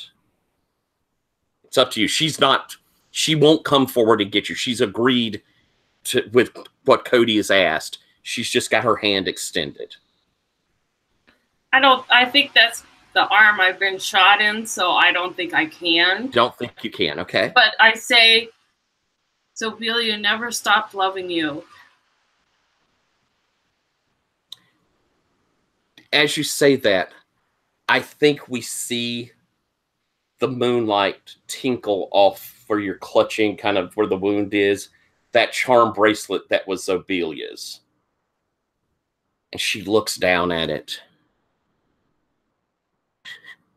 And she begins to cry. So we have this scene, almost this triangle, with Silence standing in the middle of it, the flaming sword behind this monster. Pete, as this is going on, you can see rising from these four people there, something lifting from Cody, something lifting from Dominique, and this light shining at where Allison is there, with Silence in the middle of it. And this thing, this dark, roiling mass above them. It's as though this spirit, this darkness, is there, connected to them, but lifting from them. What do you do? I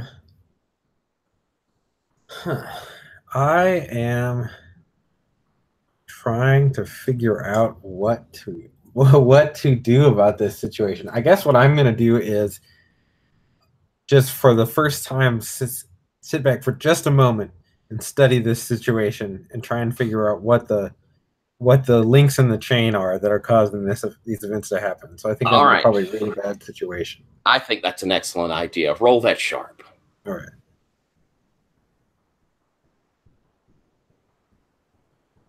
That is let's see what my sharp stat is. That is an 11. All right.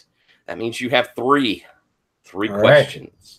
So let's see those questions. I have, what is the biggest threat? It's Silence and that thing rising from the water. The two of them together are the biggest threat, not only to you, but to all of existence. All right. What's most vulnerable to me? That spirit that's roiling above them. That is the key. That is what is pulling this thing there. That is what has held Silence here. That thing the three of them have together is the vulnerable piece of this. Okay. I think that I'm going to hold my last question, but what I'd like to do is rip off a piece of my shirt and wrap it around the head of the arrow, and sort of walk up and light that on Silence's sword and be like, am I the only one who showed up to save the fucking world?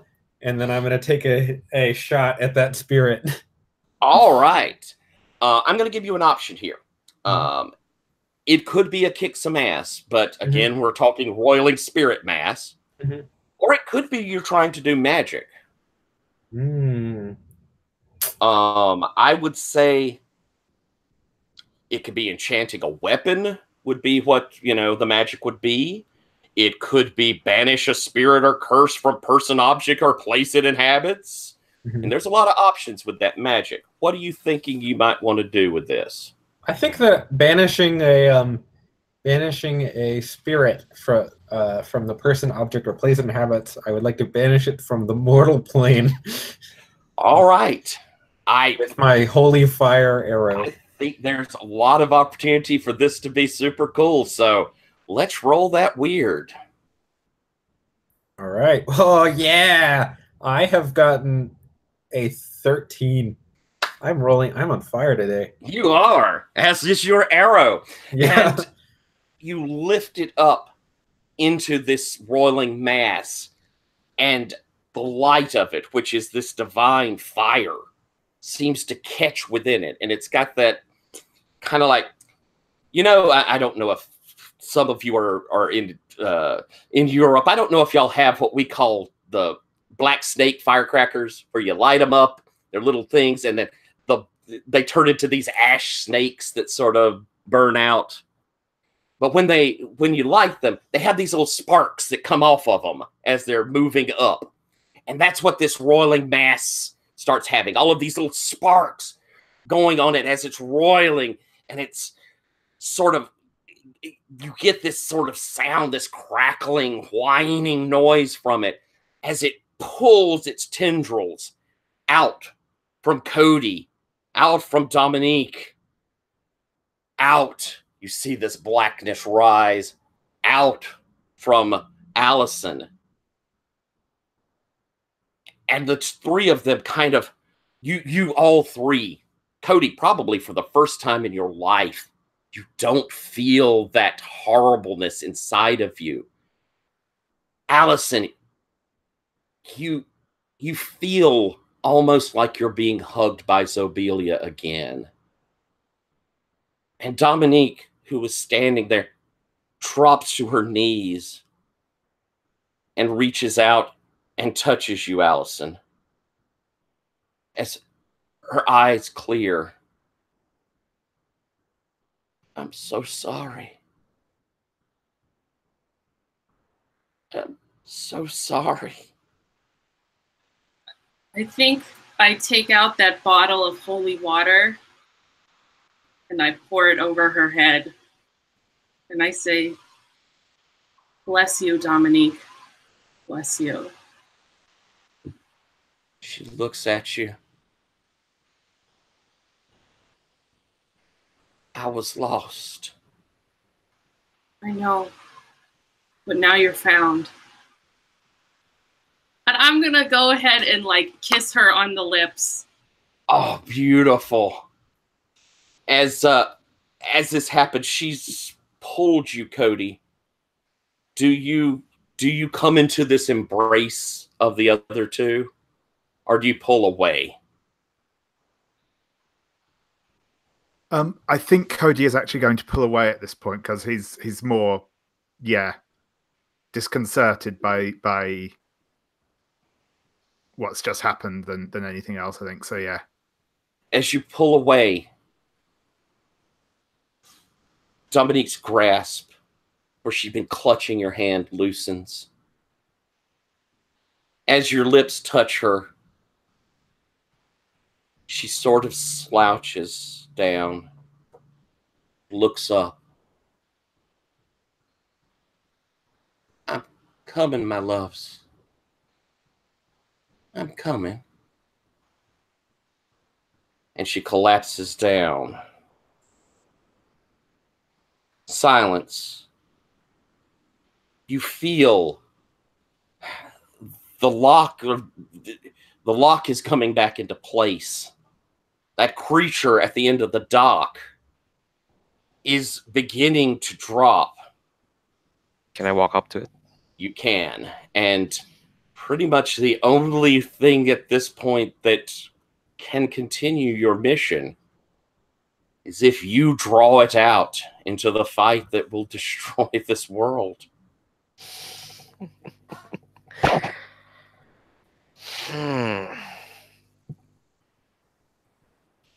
I think Silence just looks at it, and I'm guessing it's really angry as it's. Oh, it's pissed as hell. And I think Silence just looks at it and walks away. As you turn your back on it, you spent a luck and have one last thing that's been called to you. As you sense the presence.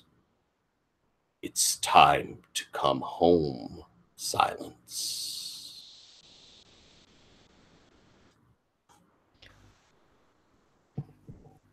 Right there. Right there and there. What's it look like? What does it look like when Silence ascends? I think for a moment, when the folks down there look at Silence's direction, for a moment, they kind of see Silence in their glory. And it's not hosannas and it's not, harps or whatnot. It's also incredibly disconcerting. They see Silence's wings, but they're not wings. They're cracks in reality in the shape of wings coming off them. And for a moment, they see that. They see them, and Silence just. No, they're not going to say anything. That's their name. They're not going to say it. They just nod at the group. And just like that. No fanfare, no. Just gone. Oh, that was so good. And we have our bloodied heroes, the dead body of Dominique, which the black, where she'd been wounded, drains from her.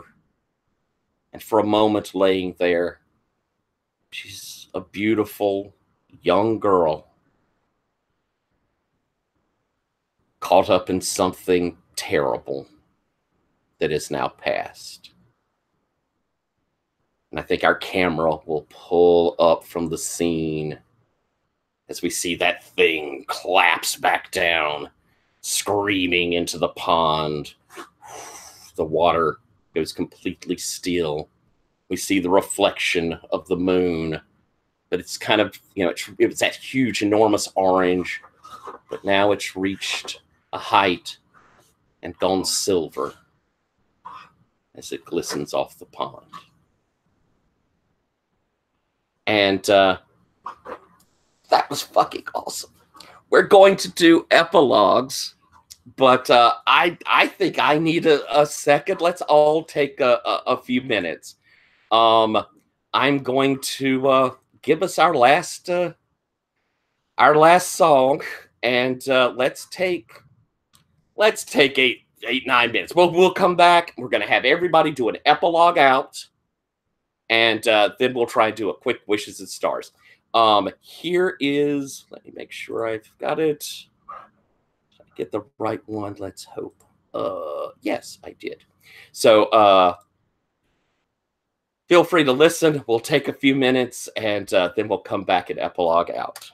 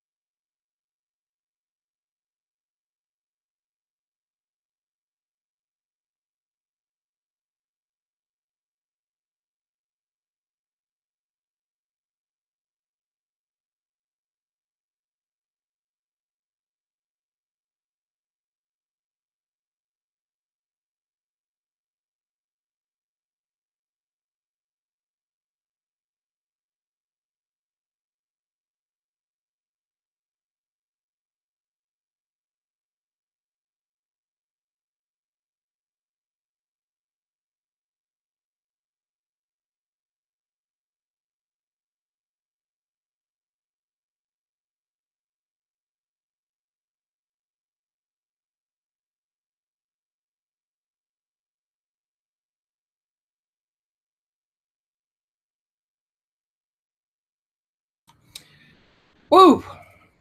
By the way, for anyone watching, Leonard Cohen provided the soundtrack for our adventure. That was Hallelujah live from London, an amazing concert. If you ever get a chance to watch it, Leonard Cohen, one of the greatest of all people. And I want to thank Skylar so much for making Leonard Cohen sort of the muse that carried us through this this adventure. I thought that I hadn't had him in my mind. You brought him up the very first session, and it latched right on. So thank you there. Let's do epilogues, and then we'll do a quick roses and thorns. So I'll go down, and an epilogue, for those of you who don't know, and it's a wonderful tool. One of my favorite things that I've learned since coming into the Gauntlet. I hadn't seen or heard of it before, but it's nothing quite like tying up those loose ends in short sessions to have a good epilogue. And so what we'll see is a short, that 1-2 minute little vignette of what happens after this adventure. What do we see? That last image, it can be fairly immediate. It can be further down the road. It could be the end of their lives. It's some sort of little bit we get to see after this has affected them. And I think that we're going to start with you, David, but I'm going to put my own little epilogue in here at the beginning. As we had that camera pulling up, and we'd seen the silver moon glistening off that now still pool, out in the rushes and the swamps, the sounds of the night begin, the birds, the frogs. We see at the edge of the cabin, kind of bloodied and clawed up, but standing over the completely destroyed bodies of the poor millers, there's Turner holding his gun. And across that pond, I don't know if any of the people there see it, but those watching from the camera see as though in script of fire written across the pond. And even the angels know not that day. And we'll move to you, David. What is our last moments we see in our adventures for Cody? Yeah, so I think it's probably back at Zabelia's house. We see sort of Cody back in the bathroom he cleaned up in after the last excursion into the swamp. And he kind of looks up into the mirror, and it's just him staring back. Sort of cleans up, heads out, goes up to the spare room upstairs he'd been in before, and sort of we see over time as he sort of gets into bed, and just falls asleep. And as he's asleep, just that kind of very faint smile comes onto his face, like when you see someone properly sort of full on, blissed out sleep sort of thing. Wonderful. Oh, that's beautiful. I'm going to skip you, Silence. I think I'm going to let Silence be our last epilogue. I'm intrigued to see it. We'll let the on high have the last word. So, Allison, what is our epilogue out for you? So we see Allison probably about 2 decades in the future. She lives in Zobelia's house. In the backyard, there are two graves. Sorry.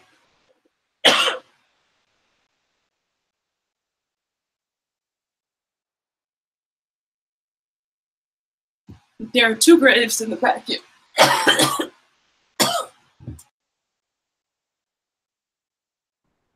Oh, poor Allison. She's all choked up.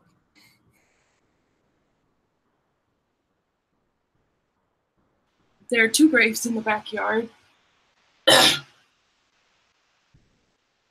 Dominic and Zobelia. And Allison has become sort of like the hedge witch of the town.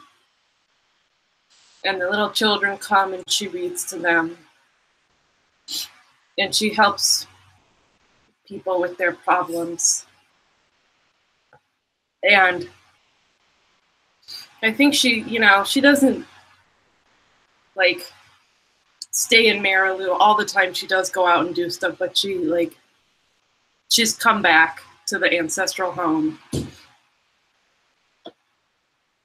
and is fulfilling Zobelia's legacy. Lovely. Is that symbol of the fixers? Is it like on the porch post, or did? Yes, it is. Excellent. Oh, that's lovely. Pete, what is our epilogue out for Pete? Okay, so I think that it starts with Pete in his pickup truck, and this is actually pretty soon afterward, and he is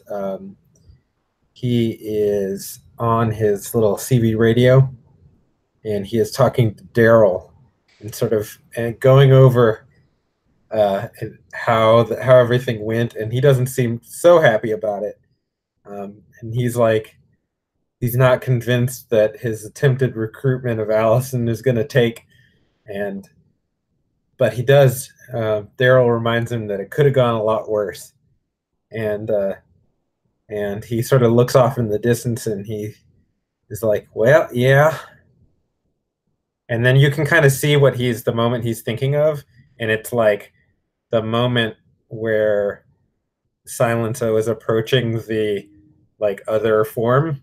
And you can just hear Pete's breathing basically, and his heartbeat, and he's basically like, I did think up until right at the end that I was gonna have to fight an angel, and then so he continues that for just a minute, and then he hangs up and gets out of the truck, and feel free to X card this if it's too gruesome, but Turner is there smoking a cigarette behind the truck, and Turner is holding a shovel, and Pete gets a hacksaw out of his truck bed, and they are standing next to the grave of Zobelia, and that's when it fades on them. Oh, I love it so much. Oh, that is fantastic. Oh, Devil's got to get his due. And so let's end with the epilogue for Silence. I kind of want this to be a conversation. Okay. If you'd indulge me. Mm-hmm. And I think this is somewhere in those 2 decades. But at some point, Allison finds there's a very familiar figure standing in front of Zobelia's grave. And their suit is perfect. There are no more cracks on their skin. And they got their sunglasses on. And Sigh? Allison Arsenault? Or is that Allison Simone? It's Allison Simone now. That's perfect. I think Silence turns to Allison, and they're like, I've been reassigned. I never thought I would see you again. This is the last time you'll see me. I think I go up to them and embrace them. And they embrace back. And Silence says, in our plan, you were never there. You were never meant to be there. I was never meant to be friends with Sibylla. I've told her this, and I'll tell you now. I'm glad plans change. They say something about the best laid plans of mice and men. And maybe we're just little mice, but I'm glad that you're here, you were there. And I think Sibylla was too. I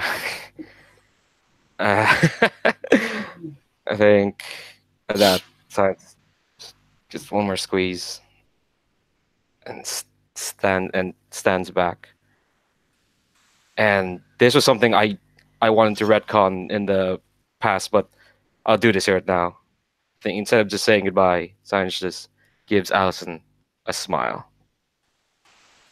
And then they're gone. Oh, that's so perfect. And again, it harkens back to our bond, for Allison wasn't supposed to be there, the one who was not supposed to be. Oh, bravo, y'all. That was so good. Oh, so good. We're going to do a quick Roses and Thorns. I want to say right off the beginning, though, that it was magnificent playing with all of y'all. It was a whole lot of fun, and I hope we had a satisfying end. I'm hoping that it felt like things came together and it was a real satisfying end. We're going to do Roses and Thorns, which is a little different than Wishes and Stars. With Roses and Thorns, we'll have Thorns first, which are things that maybe you weren't very fond of in rules, or things you wish it, kind of could it have been better. Some critique you might have of me, the system, things that happened, anything along those ways. And then we'll go to Roses, because we always want to end on that high note. And we'll give out some things that we saw that we really liked about the system, our fellow players, something I may have done. I will say with Thorns, we don't give Thorns to our fellow players. You give them to me or the system or, that sort of thing. We don't give them to our fellow players. But feel free to give any critique to me you'd like. I can take it. I have been thorned by some of the very roughest out there. And it's I do this because I like to get that chance to hear something, and it helps me grow. So I'm going to start with you, David. Any thorns you had? System, me, the situation, anything? Not really. I wouldn't say. I overall enjoyed it a lot. The thorn. What I do have the closest to thorns, I suppose, is more sort of system based. I think, and this is something I knew before I came in, sort of thing. But I find some of the Monster of the Week moves a bit too procedural for what I like in Powered by the Apocalypse game. I think they're a bit too focused on just doing the thing, which isn't so much what I look for in PBTA games. But like I said, I knew that coming in, and that's it's not that big an objection.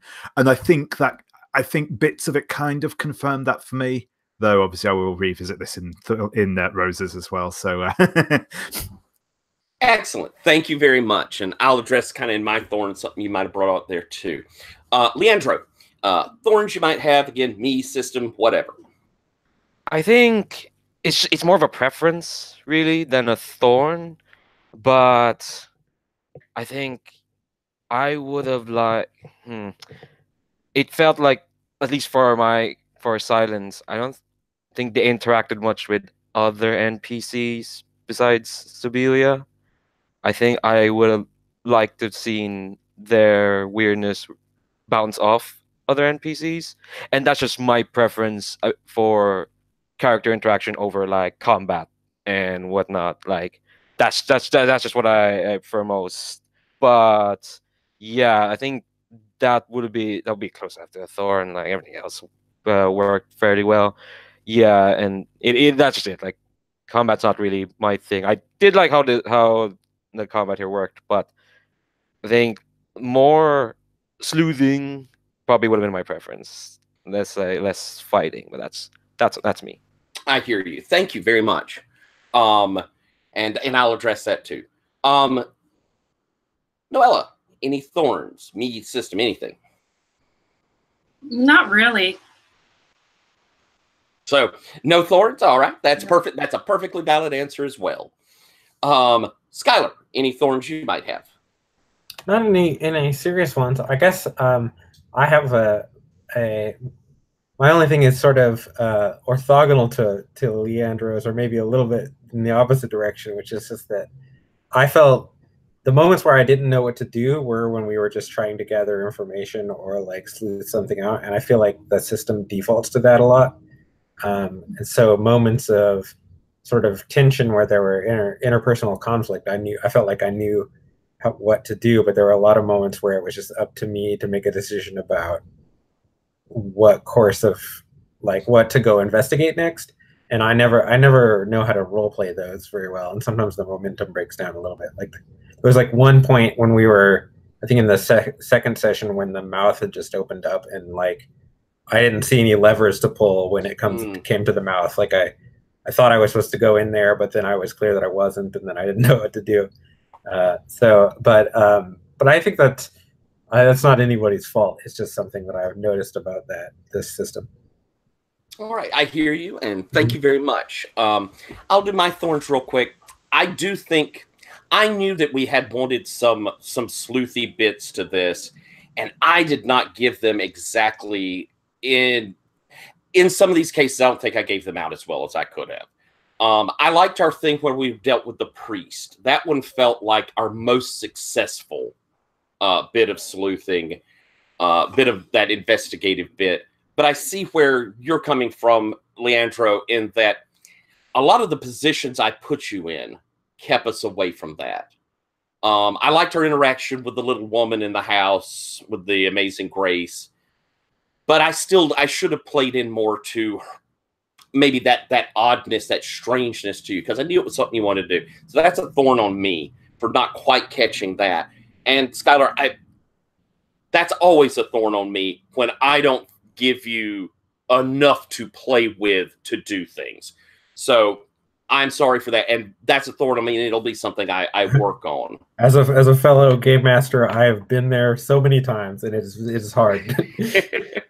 As far as the system goes, I'm a big fan of Monster of the Week for a couple of reasons. I think it's very versatile, but there is as with so many PBTA games, you go, boy, there's just like one or two moves I wish were in there. Because it's, and every one of them is like that. And if they were there, you'd probably go, oh, I wish there was one or two more. There's always something to that. I like that we got all of them out, but they are really focused on what they do. So as far as a thorn for the system, it is what it is. Going into it, you kind of got to think of what, what the game is. It's not perfect. But it is, I think, I like it. I like the game. Other thorns, I hope that ending wrapped well. I know I rushed towards it, and I felt that happening. So that's a little bit of a thorn if it didn't seem to have the buildup it deserved. And finally, as a thorn, which, first off, thorn, Ibars, we missed you. It's a thorn that you weren't here. We're sorry you were sick. We missed you. But also that when I go for 4 sessions, those first couple, I always look back at hindsight and go, boy, I wish I'd have moved through that a little quicker so that we would have had more of something else. It's a matter of pacing. It's always going to be a thorn I give myself of whether or not I really hit that pace properly. But I hope that this went well for everyone. And with that said, we're going to do roses real quick. And I'm going to, I think I'm going to come back up the other way and let David get the chance to get final word. So Skylar, roses, and roses will be for your fellow players, something that you really liked, whatever. Everybody was great. I was extremely into the ending, and especially y'all's epilogues were very, very good. And Yeah, I like it a lot. I guess I really liked the dynamic between, well, just everybody, but I liked the Ivars and me dynamic a lot, and that scene at the end where there were just so many different priorities and that big fight where everyone was sort of trying to figure out what they were doing, and like some of the things, like I was just like, what are you talking about? Yeah, so Excellent. Thank you. Noella, roses you might like to give out. I mean, I think everything was also great. Sorry.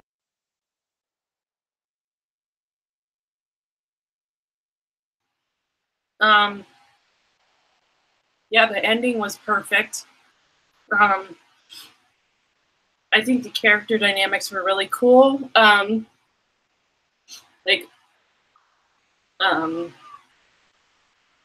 Whew, sorry. Oh, sweetie, you want me to give you a second? I'll come back to you. Yeah, come back to me in a minute. Yeah, I'll let you clear your throat. Let's go over to you, Leandro. Roses you might like to give out. Beyond the generic, well, not generic because everyone fucking deserved rose. I'm so tired.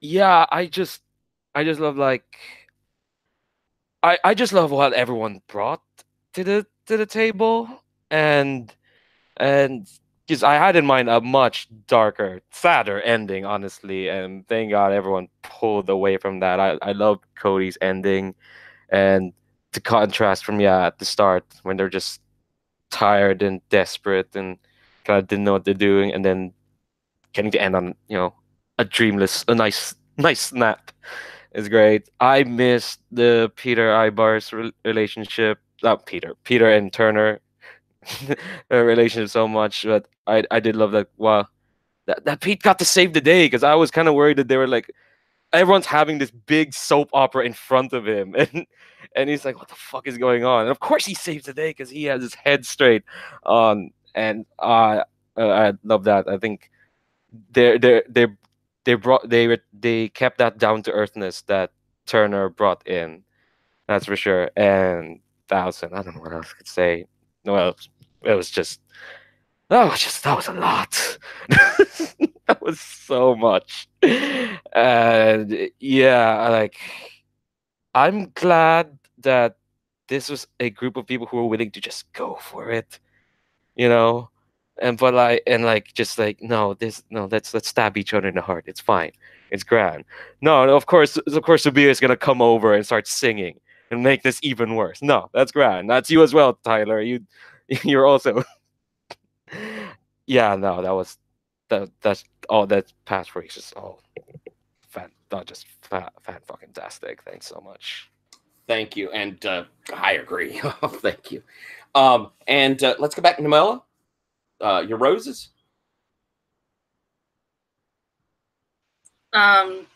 So I like that we helped save the world with the power of love. I mean, everybody was great. Like Leandro, I really loved that epilogue. It's like you weren't supposed to happen, but I love you anyway. And then, yeah, again, Skylar with Pete just saying like, "What the fuck is going on? I'm gonna set it on fire," like that. And then David with Cody, just like. I'm so glad that he's like finally had these burdens lifted from, like, physically lifted from him. And I just thought this was such a great ending. It was perfect for me. Awesome. Thank you very much. And I saw too late that you said you would type them and I could read them, but I was much happier to hear your lovely voice say them. David, roses from you, sir. Yeah. So no, I mean, obviously it was a really fun game. Everyone was brilliant, and yeah, so I like that everyone sort of brought a slightly different angle on their character and on the game, but that helped to, that, you know, it was like, yeah, it all came together rather than feeling what's the word, fragmented sort of thing. So that was that was really good. I think sort of kind of like I touched on what I really liked about this, because like I said, I feel like I said there's not really much in Monster of the Week that particularly encourages character interactions and in-character drama and that sort of thing. But I really like that everyone here really sort of brought that to it, and that's really made it sing for me. I think that was really good. Very specific things. I think I loved the silence all through this last one, that they're never being sure whether they were going to side with the apocalypse or not was perfect. Seeing Allison sort of solve the problem in a way that wasn't really supernatural at all was fantastic. And Pete's sort of remaining pragmatic through to the end, and that epilogue, that was good. That was good stuff. Tyler, brilliant. Just really brought the games up to life. Really, the not just the NPCs but the whole world felt very real, really captured. I mean, again, I think everyone really helped that sort of bring that kind of proper Southern Gothic feel to it. It felt very insular and incestuous and creepy, and it was really good. So no, just had a brilliant game. Thanks all. Thank you very much. And my roses, I want to echo, y'all leaned into it so well. The tone and mood stayed consistent all the way through, which I loved. We had some lighter moments, which I think broke up tension, because we really hit some solid emotion in there. And I mean, there were heart digs from all over, and they were so good, so good. I loved Cody as a character. Thought that you really breathed life into him. He was phenomenally sweet and strange, and there was a lot of beautiful reality to him. Allison was so well done. You would go there over and over and bring that emotion through. So nicely done. Skylar, it was a pleasure to play with you. Your character was amazing, but you personally are also just such a very interesting role player. Your choices are so nice, and there was a real consistency to character. Beautifully done, and that epilogue was exactly what we needed. I mean, that was it. That was just perfect. So good. And Leandra's silence was magnifique. It was so well played. I didn't know which way you were going to go at the end, and I wanted to leave enough freedom that it could have gone either way. And I hope it felt like it was all your decision there. Because, like I say, I didn't know what you'd do. I thought we could end up with that dark and then black with a fin, and that's it. I was really pleased with how you played it, and how all of us came together to make this world kind of work. I'm happy that it seemed like it was internally consistent for the most part for narrative and story. I think it made sense in the end what was happening, which is always a problem. You leave holes, as they want you to do, so you're filling in plot as it goes. That could sometimes fall apart. You end up with just crazy, disjointed crap that you then tie up with a nice epilogue bow. You all played everything so well. The questions you asked, the things you started bringing in, clicked in my mind so that it felt like we had a nice, internally consistent story, and that makes me very, very happy. And on the plus side for the system, as a Rose, like I say, I always like playing it. It's the one I'm probably most familiar with. I run it a lot. I have a con game for Gauntlet Con of this, which is All or Punished, which is a great module by Ollie Jeffries, which is basically playing Hellraiser. It's dark. Whew, it's dark. But there's something in Monster of the Week that I think if you read beyond what's in the book, you could find its emotion. I think you could find all the stuff in it. And that always makes me happy. So, folks watching at home, I appreciate it. You guys playing. I'm going to say this was kind of a welcome for newer folks to Gauntlet, and y'all killed it. If anybody's hearing whining, that's not my tummy. That's my dog. But you all killed it. I think that I think the Gauntlet is a place that you're all going to enjoy gaming, and I'll tell you, y'all are spot on. Y'all are rock stars that are going to, anybody playing with you is going to be damn glad they did. Y'all are all fantastic. So I think we're going to wrap up our last session, Monster of the Week, the Fetid Waters of Marais Loup. And thank you all for playing. I'm going to stop the broadcast now. Oh, and if anybody out there is watching, watch more.